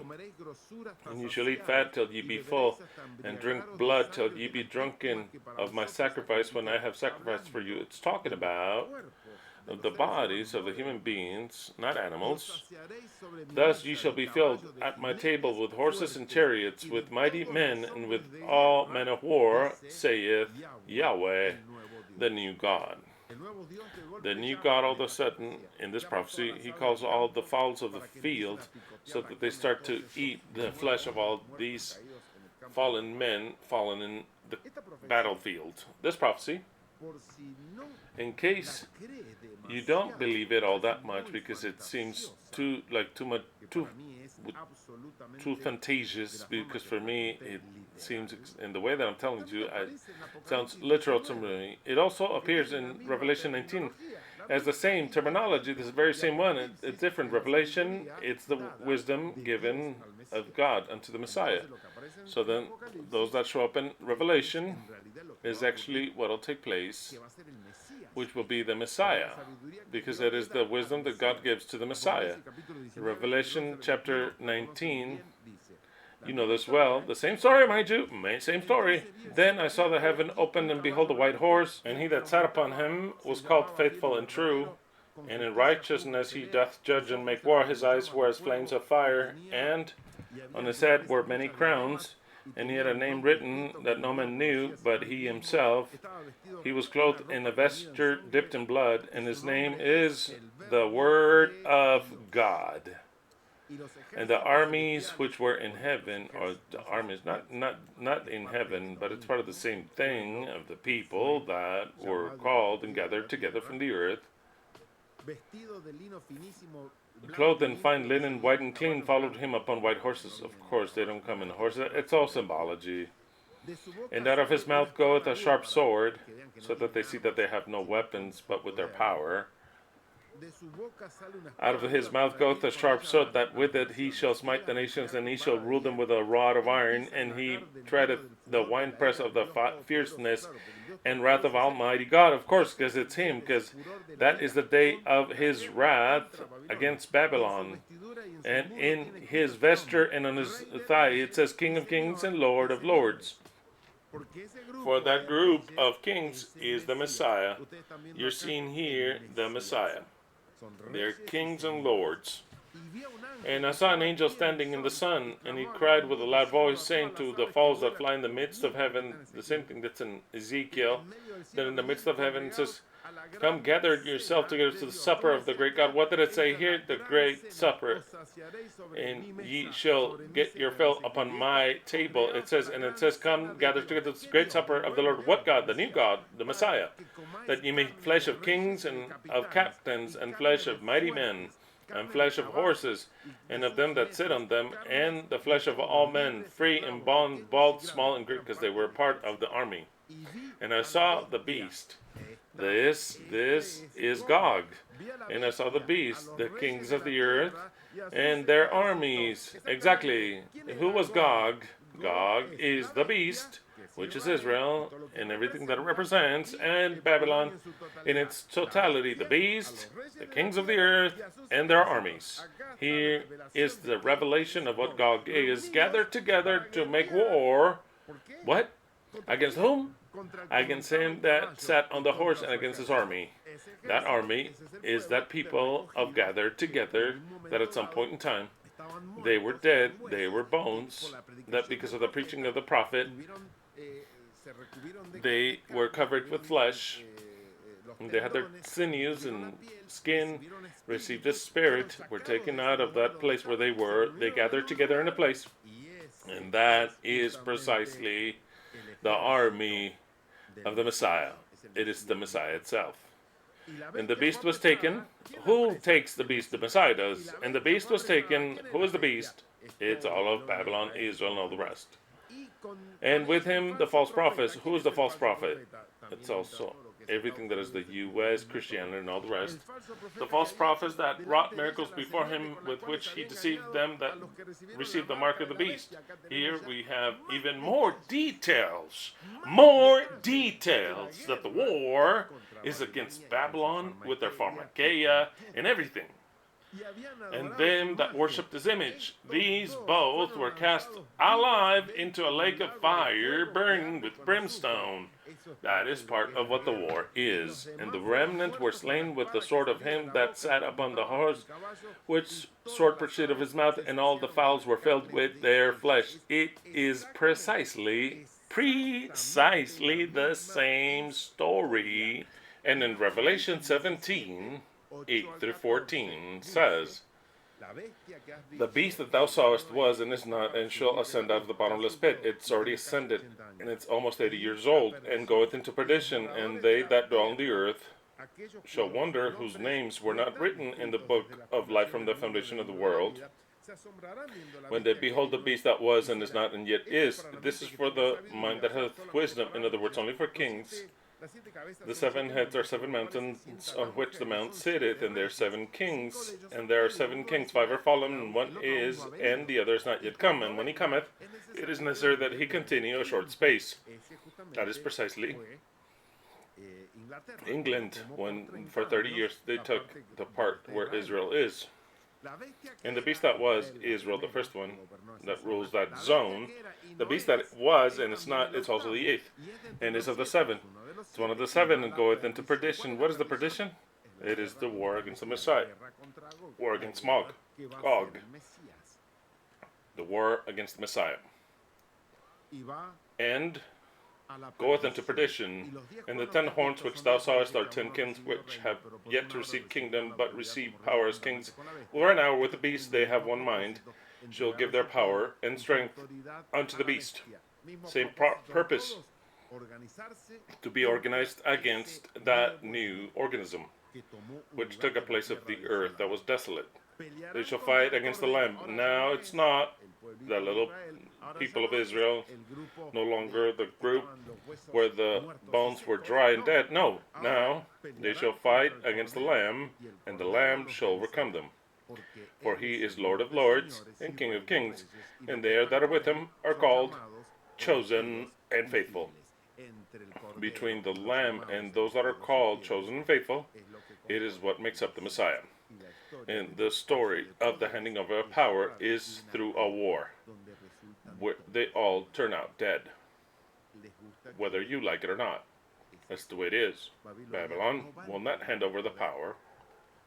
There's no way of convincing Babylon to give me the power. Not just to give me the power, but to be punished for their wickedness. There is no such thing as just take all my power and destroy me now, because I deserve it. No, no. To top it off, there's a place where they're going to be buried. So then it's a literal war. A violence that the world has never seen. That's the way it is. But not a violence on behalf of God, at the hand of God, that he comes to destroy his creation. No, no, no. This is a change of government system and power. The Messiah faces Babylon and destroys her and kills all that belongs to Babylon. That's the way it is. That's how the story ends. And places them in a place that's called Ham and Gog, where millions are buried, and then resurrect them later. And so then the whole world is wonders, marvels, and when they comprehend this, they start to glorify. Because actually, they start to obtain life, and they understand that Babylon was the most evil and nefarious being. All that is the handing over of power. I just told it to you in 3 different prophecies. Because there's no other handing over power. I don't know how you imagined that the Messiah will take over power. One day that he calls Trump and says, "Now, what do you think? I'll take over the White House today." No, it doesn't work like that.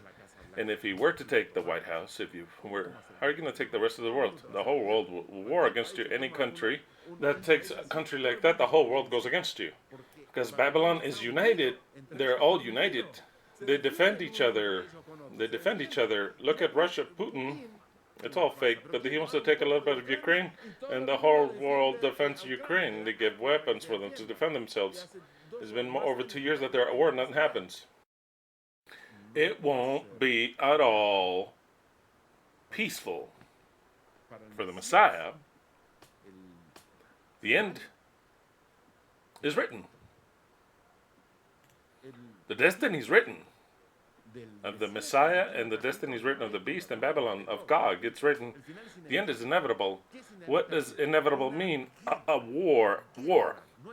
There's no turn of the page. So then, I hope that I have answered well these questions. Oh yeah, I still need it because I went into Revelation 17. I was reading Ezekiel 39. When precisely I stopped to talk about Revelation 19 and 17. I'll read the last text of Ezekiel 39 that I had read, 39:20. That ye shall be filled at my table of horses, chariots, and mighty men, the new God of the earth says, and I will set my glory among the heathen. Here it is. Here comes the glory of the new God. It doesn't all end in war. He starts to give glory to the entire world. And I will set my glory among the nations, and all the nations will see my judgment that I shall have done. It's so perfectly well written, this prophecy is. And my hand that I have placed upon them, the people, even though it may seem to be so bloody, the people will start to comprehend what Babylon was. That's why it says, and I shall set my glory amongst the nations, and all the nations shall see my judgment. The judgment that I just did to Babylon, that I executed, that I shall have done, and my hand that I placed upon them. And from that day on out, the house of Israel shall know that I am Yahweh their God. The whole world will know that I am their new God. And the nations shall know that the house of Israel went into captivity due to their iniquity. And all the nations shall know that actually the story of all the Bible ends in the Messiah. That is what it's saying, nothing more than that. According to the trespass and rebellions that I did with them, and I blah blah blah. Therefore Yahweh the Lord had said, now I will bring again the captivity of Jacob and the house of Israel, blah blah blah. And they shall feel ashamed and all the rebellion which was against me. All this has to add so that actually it's a great cover. So people feel that it's talking about Israel. It's not talking about Israel. 28.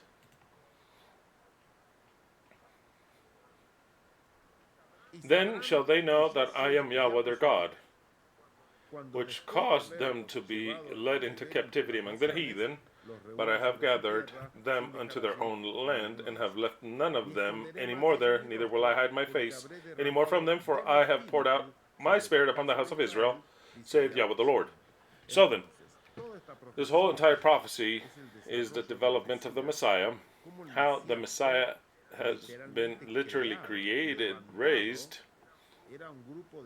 It was a group of dead bones gathered together from amongst the nations, dispersed throughout the nations. Those bones were taken on tendons, muscles, flesh, skin, and at the end, a spirit of life. And they were brought from the nations to a place. And then comes the war that Babylon faces, and that little group of that was dead destroys Babylon, and they become the new god of the earth. This is the story that I read. Absolutely hallucinating, and I hope that I have answered the question, that one, as well as all of you, the question about how it'll be.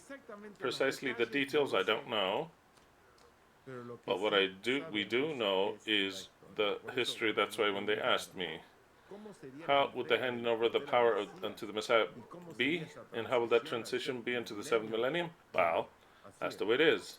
That's the way it is. That's how it'll be. Through chaos, war, death, destruction, 7 years of cleansing, 7 months of burying bodies, to barely then glorify the earth, so that the earth starts to understand why so many dead, because many will join. Many people don't understand, and they will join Babylon, because they don't want another system. They would think that it would be impossible to be a better system. They don't comprehend it. They defend their interests. They defend their lives, and they'll join Babylon.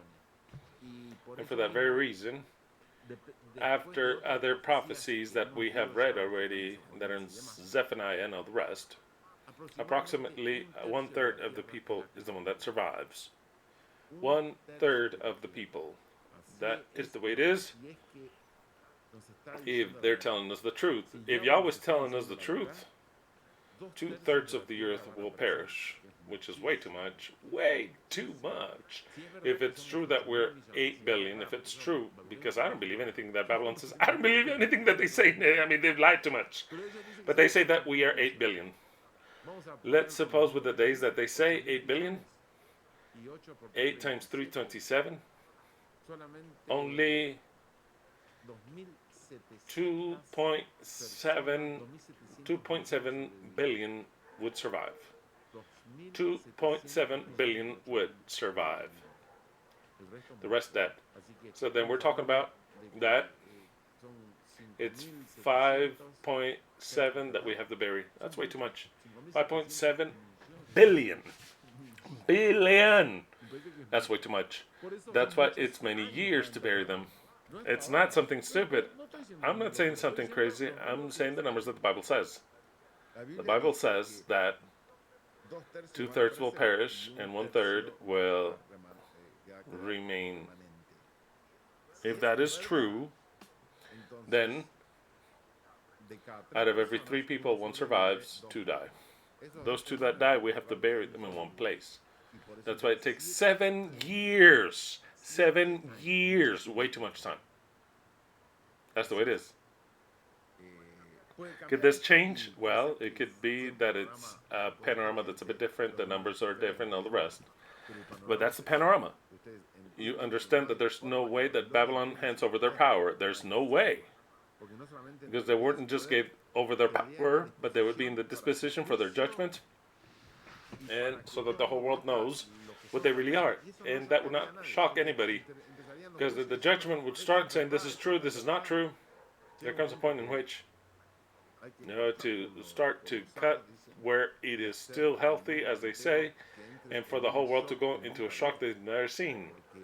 Because through judgment, and this was a lie, and they deceived us, they don't earn anything, and it's not demonstrated that you're a God. You don't demonstrate that. I understand that many minds, or many thoughts, it costs just to imagine the Bible that saying that.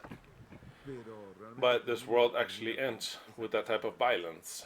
Not because I want it, nor do I design it. That's the way it's written, and I believe that it is written and decided that way. Very well. 2 hours 23. 2 hours 23? It's not enough to even begin to cover Proverbs.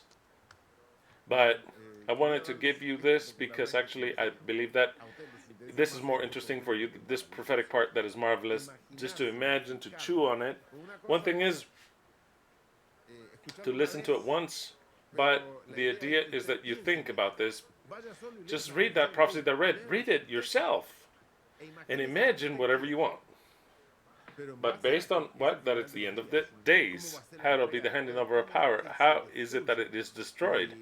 And so then little by little, the idea starts to form. It takes time. Just like it takes time to go from one dry bone to a living body, it takes time.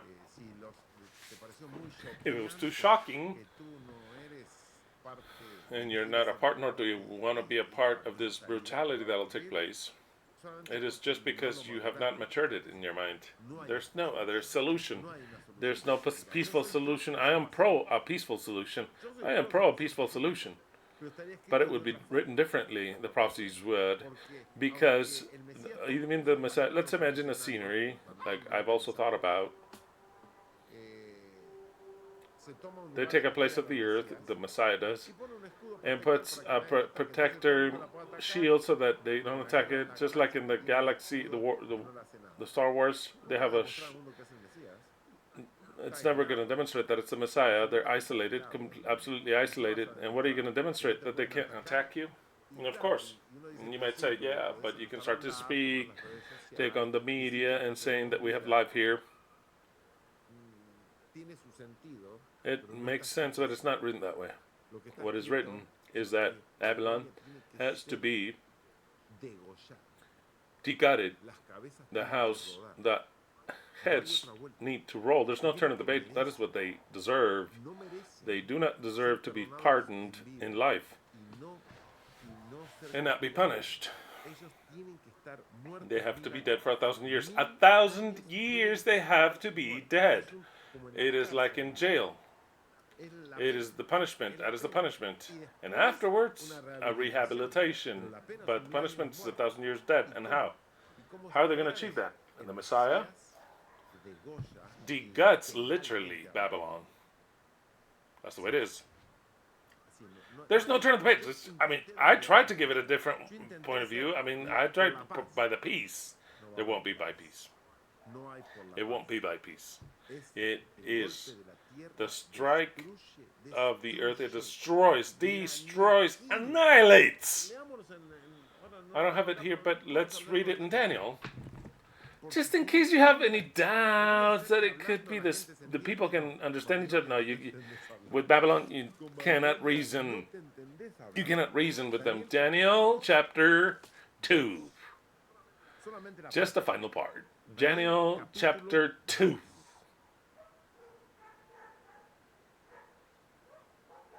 Says, I'm going to read number 31. I have to read a little bit. 31, I'll read 31. 2:31 and on, it says, Thou, O king, sawest, and behold, a great image.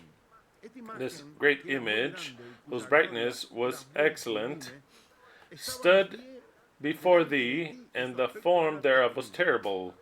The image's head was fine gold, his breast and his arms of silver, his belly and his thighs of brass, his legs of iron, his feet part of iron and part of clay. Thou sawest till that a stone was cut out without hands, which smote the image upon his feet that were of iron and clay, and brake them to pieces. What did he do with Babylon? He broke them to pieces. This is not just talk. I mean, no, this is violence. Then they were broken, also the iron, the clay, the brass, the silver, the bronze, broken together, and were like chaff of the summer threshing floor, and the wind carried them, and no place was found for them. It destroys everything. It's not peaceful.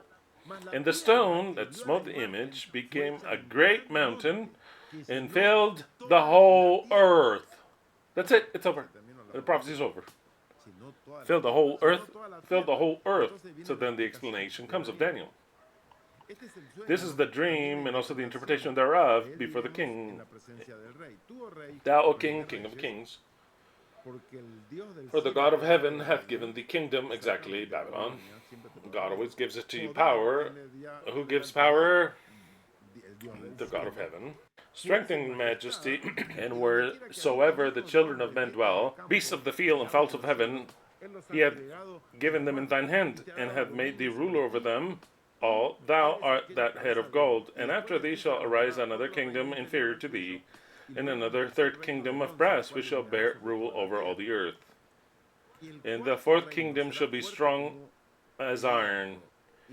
For as much as iron breaketh in pieces and subdueth all things, and as iron that breaketh all these, shall it break in pieces and bruise. And whereas thou sawest in the feet and toes part of potter's clay and part of iron, the kingdom shall be divided, but there shall be in it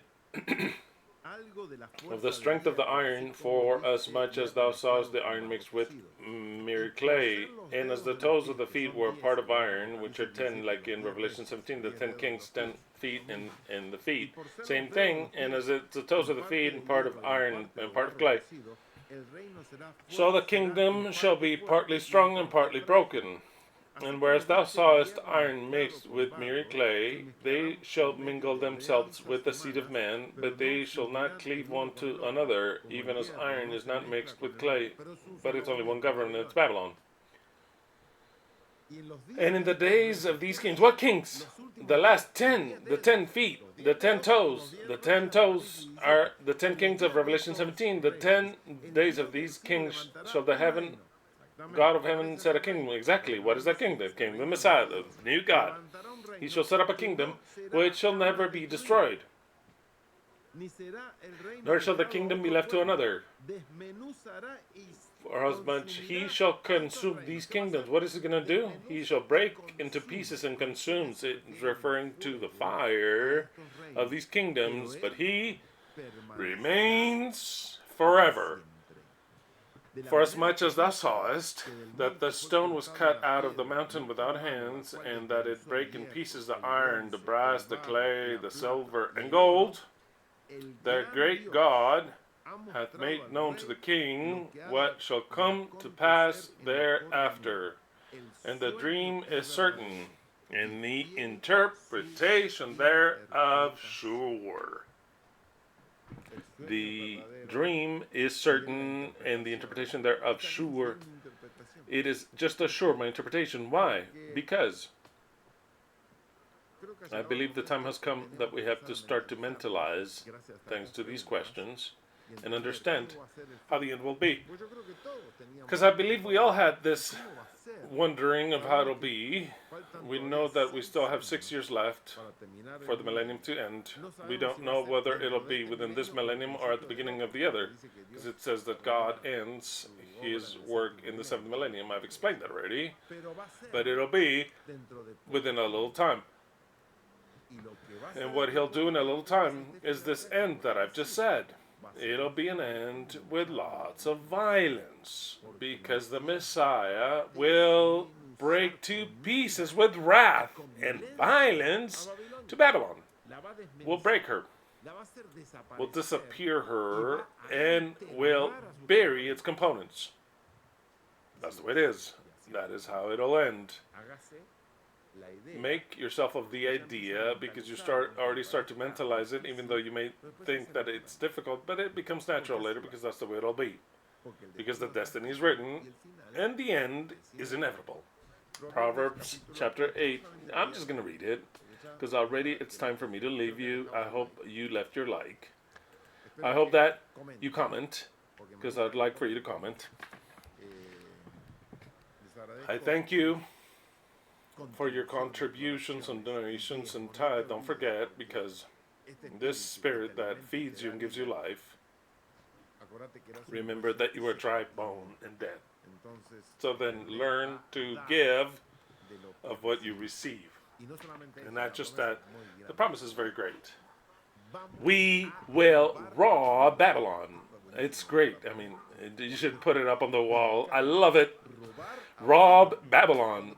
When we have movies where they rob, like we love the House of Paper, we love them. We get on the side of, like, the Winning 11, was it? Ocean's 11. Yeah, Ocean's 11. Those that rob, you know, there's so many movies that they go and they rob the casinos, bad people, and you enjoy those movies. The paper house is very clear, right? The House of Paper does not exist next to what the Messiah will rob Babylon. The Messiah is not going to rob a bank. Not a bank.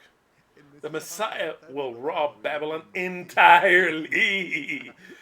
All of the banks, all of the companies, the Wall Street, all of it. The Messiah says, I rob you. Spectacular. Spectacular.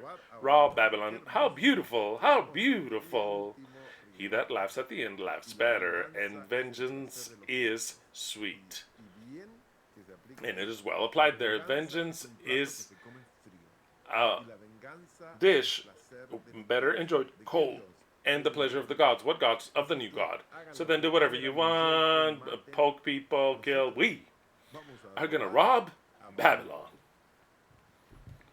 To the very last cent. To the very last cent. Spectacular. Wow. Proverbs chapter 8. Doth not wisdom cry, and understanding put forth her voice? She standeth in the top of high places by the way, in the places of the paths.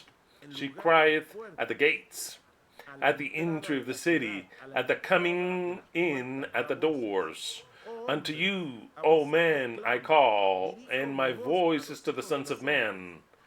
O ye simpletons, understand wisdom, and ye fools, be ye of understanding heart. Hear, for I will speak of excellent things, divine things. And the opening of my lips shall be right things. For my mouth shall speak truth, and wickedness is an abomination to my lips. All the words of my mouth are righteousness. There is nothing froward or perverse in them. They are all plain to him that understandeth, and right to them that find knowledge. If today you understood that the reasons were righteous, the reasons of my mouth, and there is nothing perverse in them, the righteous unto you. Actually, there's nothing perverse in them or twisted. This war that is coming This assault upon Babylon is not perverse, it is righteous and divine. All of them are righteous unto him that understandeth, of course, that those that understand, and reasonable to them that have found wisdom. Receive my instruction, and not silver. What is more valuable? Any silver that you can receive now, or my teaching that says that we're going to rob Babylon? To rob Babylon entirely. Do you understand what I'm talking about? The whole bank system of all the countries. It's a joke. I hope that YouTube doesn't believe that we're planning anything. This is prophetic. And who's Babylon, by the way? I'm talking about Babylon. Receive my instruction, and not silver, and knowledge rather than choice gold. In other words, my science.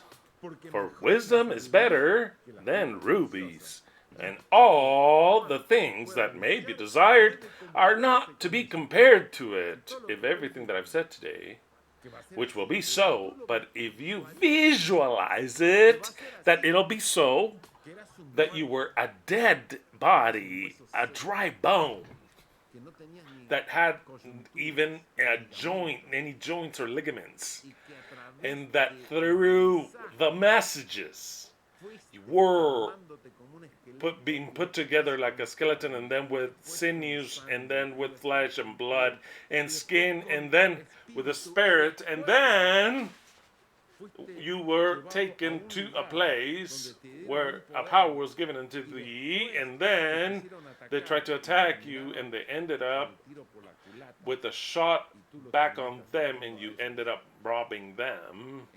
Then there is no anything that could be desired. You cannot compare it with what I tell you. Oh, it sounded like a Cordobian accent. With what I tell you. Let's go the pirates. Let's go the pirates. They should break rivers. Let's go the rivers. Tomorrow we have to win, pirates.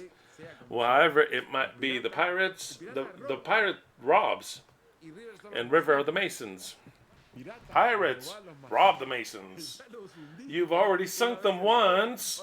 Now rob their title. Rob the title. Rob them of the title. That's the way. Let's go, pirates. Up with the pirates. Let's go. They're going to be a great pirate. They will rob Babylon. The pirates. I like it. It's a good analogy. Let's go the pirates. Go watch the game tomorrow. It's going to be good. I mean, it's not Boca. It's the final. We are for the pirates. Those who rob the millionaires. What do they call the chickens? The millionaires. Who are the millionaires? You already know. It's Babylon. They're the millionaires. We're not the millionaires. So then the pirates against the millionaires. I mean, it's excellent. The pirates rob the millionaires. Exactly. Let's go. Let's go, Belgrano. Because wisdom is better than rubies and anything that could be desired. It is not in any way comparable. Can it be compared with it, with wisdom? I, wisdom, dwell with prudence, and find out knowledge of witty inventions. The fear of Yahweh is to hate evil. Pride and arrogancy and the evil way and the froward mouth do I hate. Counsel is mine, and sound wisdom. I am understanding, and mine is the power. By me shall reign the kings, and princes shall decree justice. By me shall the princes rule, and all the nobles shall judge the earth. I love them that love me, and I am found by those who seek me early. Riches and honor are with me. Riches, durable riches, and righteousness. My fruit is better than gold. Yeah, better than fine gold, and my revenue better than choice silver. I lead in the way of righteousness, in the midst of paths of judgment, that I may cause those that love me to inherit substance, and that I will fill their treasures. Impressive. I love this, because this end, it says precisely, I shall cause for those that love me to obtain their inheritance. And what is the inheritance? In this moment, Babylon has it. They robbed us. And we will rule and possess the entire world. So then, we have to destroy Babylon and rob her. Yahweh possessed me in the beginning. But this whole idea of the Messiah, this whole idea of these dead bones spread out throughout the nations, was before,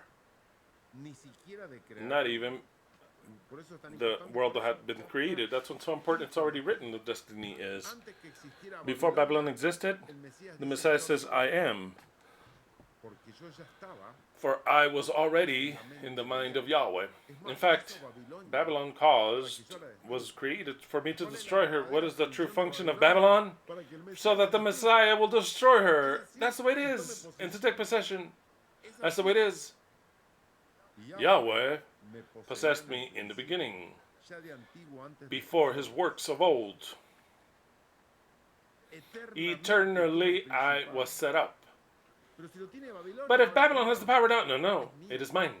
It's always been mine and will be mine. Until I take the power, it doesn't mean that it wasn't mine before, because the one that designed all this already made it mine. That's why what I will take is mine already. Eternally I was set up from everlasting, from the beginning, from before the earth was, before the depths I was brought forth, when there was no fountains abounding with water, before the mountains were settled, before the hills was I brought forth, while as yet he had not made the earth, nor the fields, nor the highest part of the dust of the world. When he prepared the heavens, I was there. When he set a compass upon the face of the depth, when he established the cloud above, when he strengthened the fountains of the deep, when he gave the sea his decree, that the waters should not pass his commandment, when he appointed the foundations of the earth, then I was by him as ordaining everything, and I was rejoicing always before him in his delight at all time, rejoicing in the habitable part of his earth. And my delights were with the sons of men. Now therefore hearken unto me, O ye children, for blessed are they that keep my ways. Hear instruction, and be wise, and refuse it not. Blessed is the man that heareth me, watching daily at my gates, waiting at the posts of my door. For whoso findeth me findeth life, and shall obtain favor of Yahweh. But he that sinneth against me wrongeth his own soul. All that hate me love death.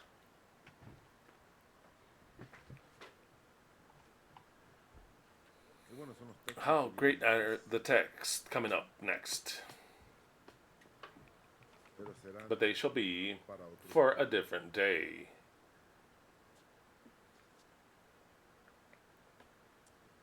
I'd like to invite all who are new, all who enter into this insanity, because it is insanity unto all who see something else. If you come here thinking that Jesus will come from heaven to save you, if you think that the cross of Christ that died 2,000 years ago has power to save you, to give you life and pardon your sins. If you believe that Jesus will come to rapture you at any moment, that you're here and then all of a sudden you're not, because you were raptured along with others, which is the church in the clouds, and you went to live in heaven with what you call Jesus of Nazareth, the Son of God, none of that will take place, and none of that is true. There's only one method of salvation. It is through the Messiah, and the Messiah is not the Messiah that came 2,000 years ago. The one that came 2,000 years ago is the same one that gave you death. Is the same one that created the earth. One sole being. He has no sons. He has no companions. He has no co-eternal or co-equal beings. He was only one being. That sole being created everything, designed everything. But in his mind, the first thing before creating anything, he had something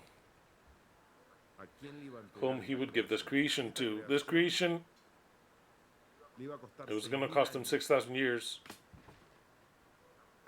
to make it, and then hand it over in the 7th millennium to what you know as the Messiah.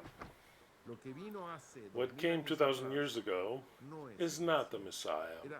It was the same creator that played the role of a Messiah.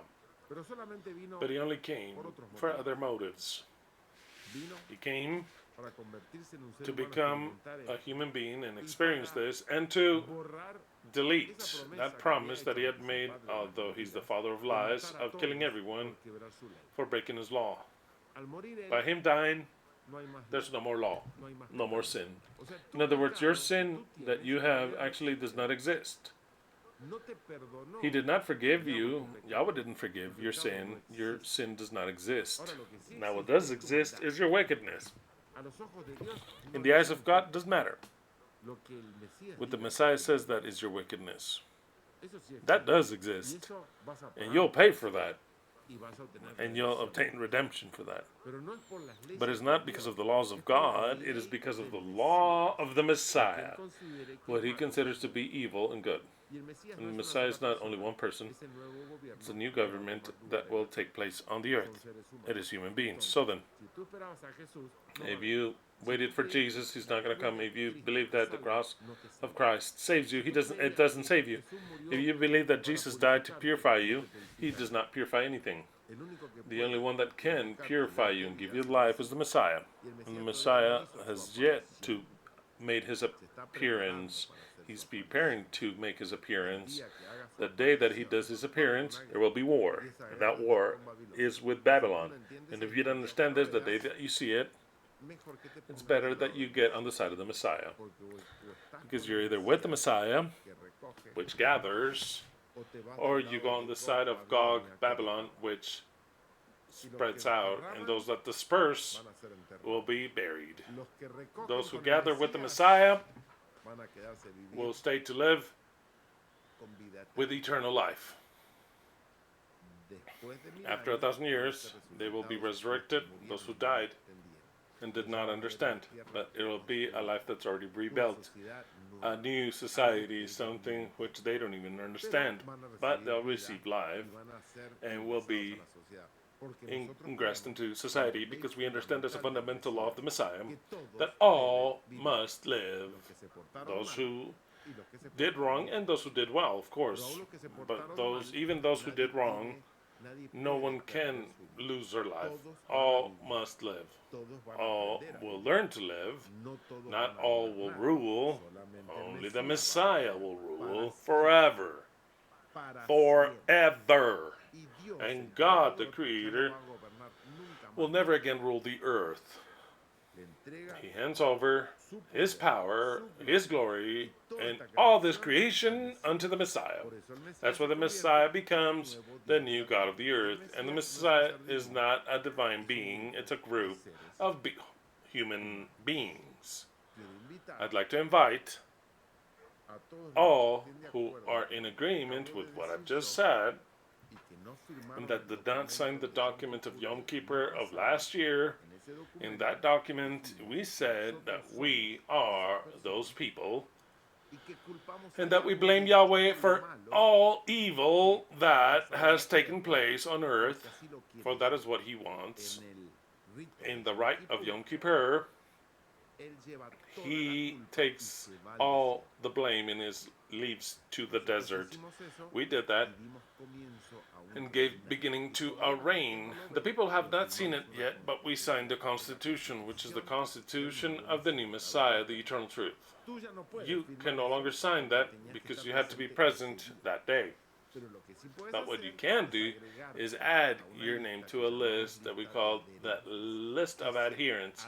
That if you adhere yourself to that because you were not in the moment in which we did it, but would like to add yourself to that group. If you want to add yourself to that group, then write below this video your name, your country, and say, I want to be added to the list of adherents of Yom Kippur 2024. And it'd be great that you watch those videos, which are in the other channels that we have in Odyssey. And the other one, what's it called? Rumble.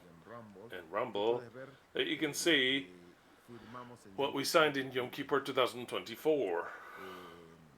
Of course, if you don't care, don't sign anything, absolutely. Those who do sign, and they sign understanding this, they'll be a part of this. That's the way it is directly. They weren't there, but they'll be a part of this. They have a different level, but they'll be a part. Forever. They'll be a part of it forever. Because what they're doing is adhering themselves to the government. They're not signing up like citizens. No, this is saying, I want to be a part of the government. I want to be a part of that government. For those who signed that will rule. Those who did not sign that, because they didn't know, didn't want, will be the citizens, evidently. Psalm 78, 1 through 2. Oh, my people, hear my teachings. Open your ears unto what I say. For I shall speak unto thee through parables. I shall teach you things, lessons that are hidden of our past. We are those crazies. Do you know it, my friends? We are crazy, for we think that there is an everlasting justice that is called to rule the world. We are crazy because we think that all men are born free and equal, that the same in religion and politics. They have rights and duties uniform to the eyes of heaven. We are crazy because we think that all the peoples are free and sovereign, and that there is no more legitimacy politic in the world than that which proceeds from their wills. We're crazy because we think that the kingdom of reason shall come someday. We are crazy for we do not want to believe that the tyrants, the imposing and infamy shall rule forever upon the earth. We are crazy because we don't want to believe that there's nothing in the world that's positive and perpetual outside of the cannons, the chains and crime and lead. We are crazy for we will rob Babylon. That's why we're crazy. Yes. And if that is why we're crazy, I am filled with pride to be crazy that way. I become ennobled with the insanity of believing the way that I believe, that there is a grave called Ham and Gog is dug up already for Babylon, that the liberty cometh, that the kingdom of the people of the eternal truth draweth nigh, that a great epoch is about to begin. A flower is born. Every day the sun comes out. Every now and then you hear that voice, as of a bread delicious to sing in the balconies of the mind along with the cicadas. But in turn, a transformer exists which consumes the best that you have, throws you back, demands more and more. And there comes a point in which you no longer want. Suck at the liberty's breast. You will always carry her within the heart. They may corrupt you. You may even forget. But she is always there. Yesterday I had a dream with the hungry, the crazies, you, those who left, those who are in prison. Today I awoke singing this song, which has been written time ago, and it is necessary to sing it once again, one more time. The destiny, it is written. Let us rob Babylon. The end is inevitable. Because God, the new God, the true God, is Argentinian. Let the laurels be eternal that we knew how to achieve, crowned with glory, let us live. Semper Fi. Or we swear with glory to die. Let's go, the eternal truth, that people that is gathered from the nations, which we were dead bones, but now we are a body, and we are to be gathered together in a place.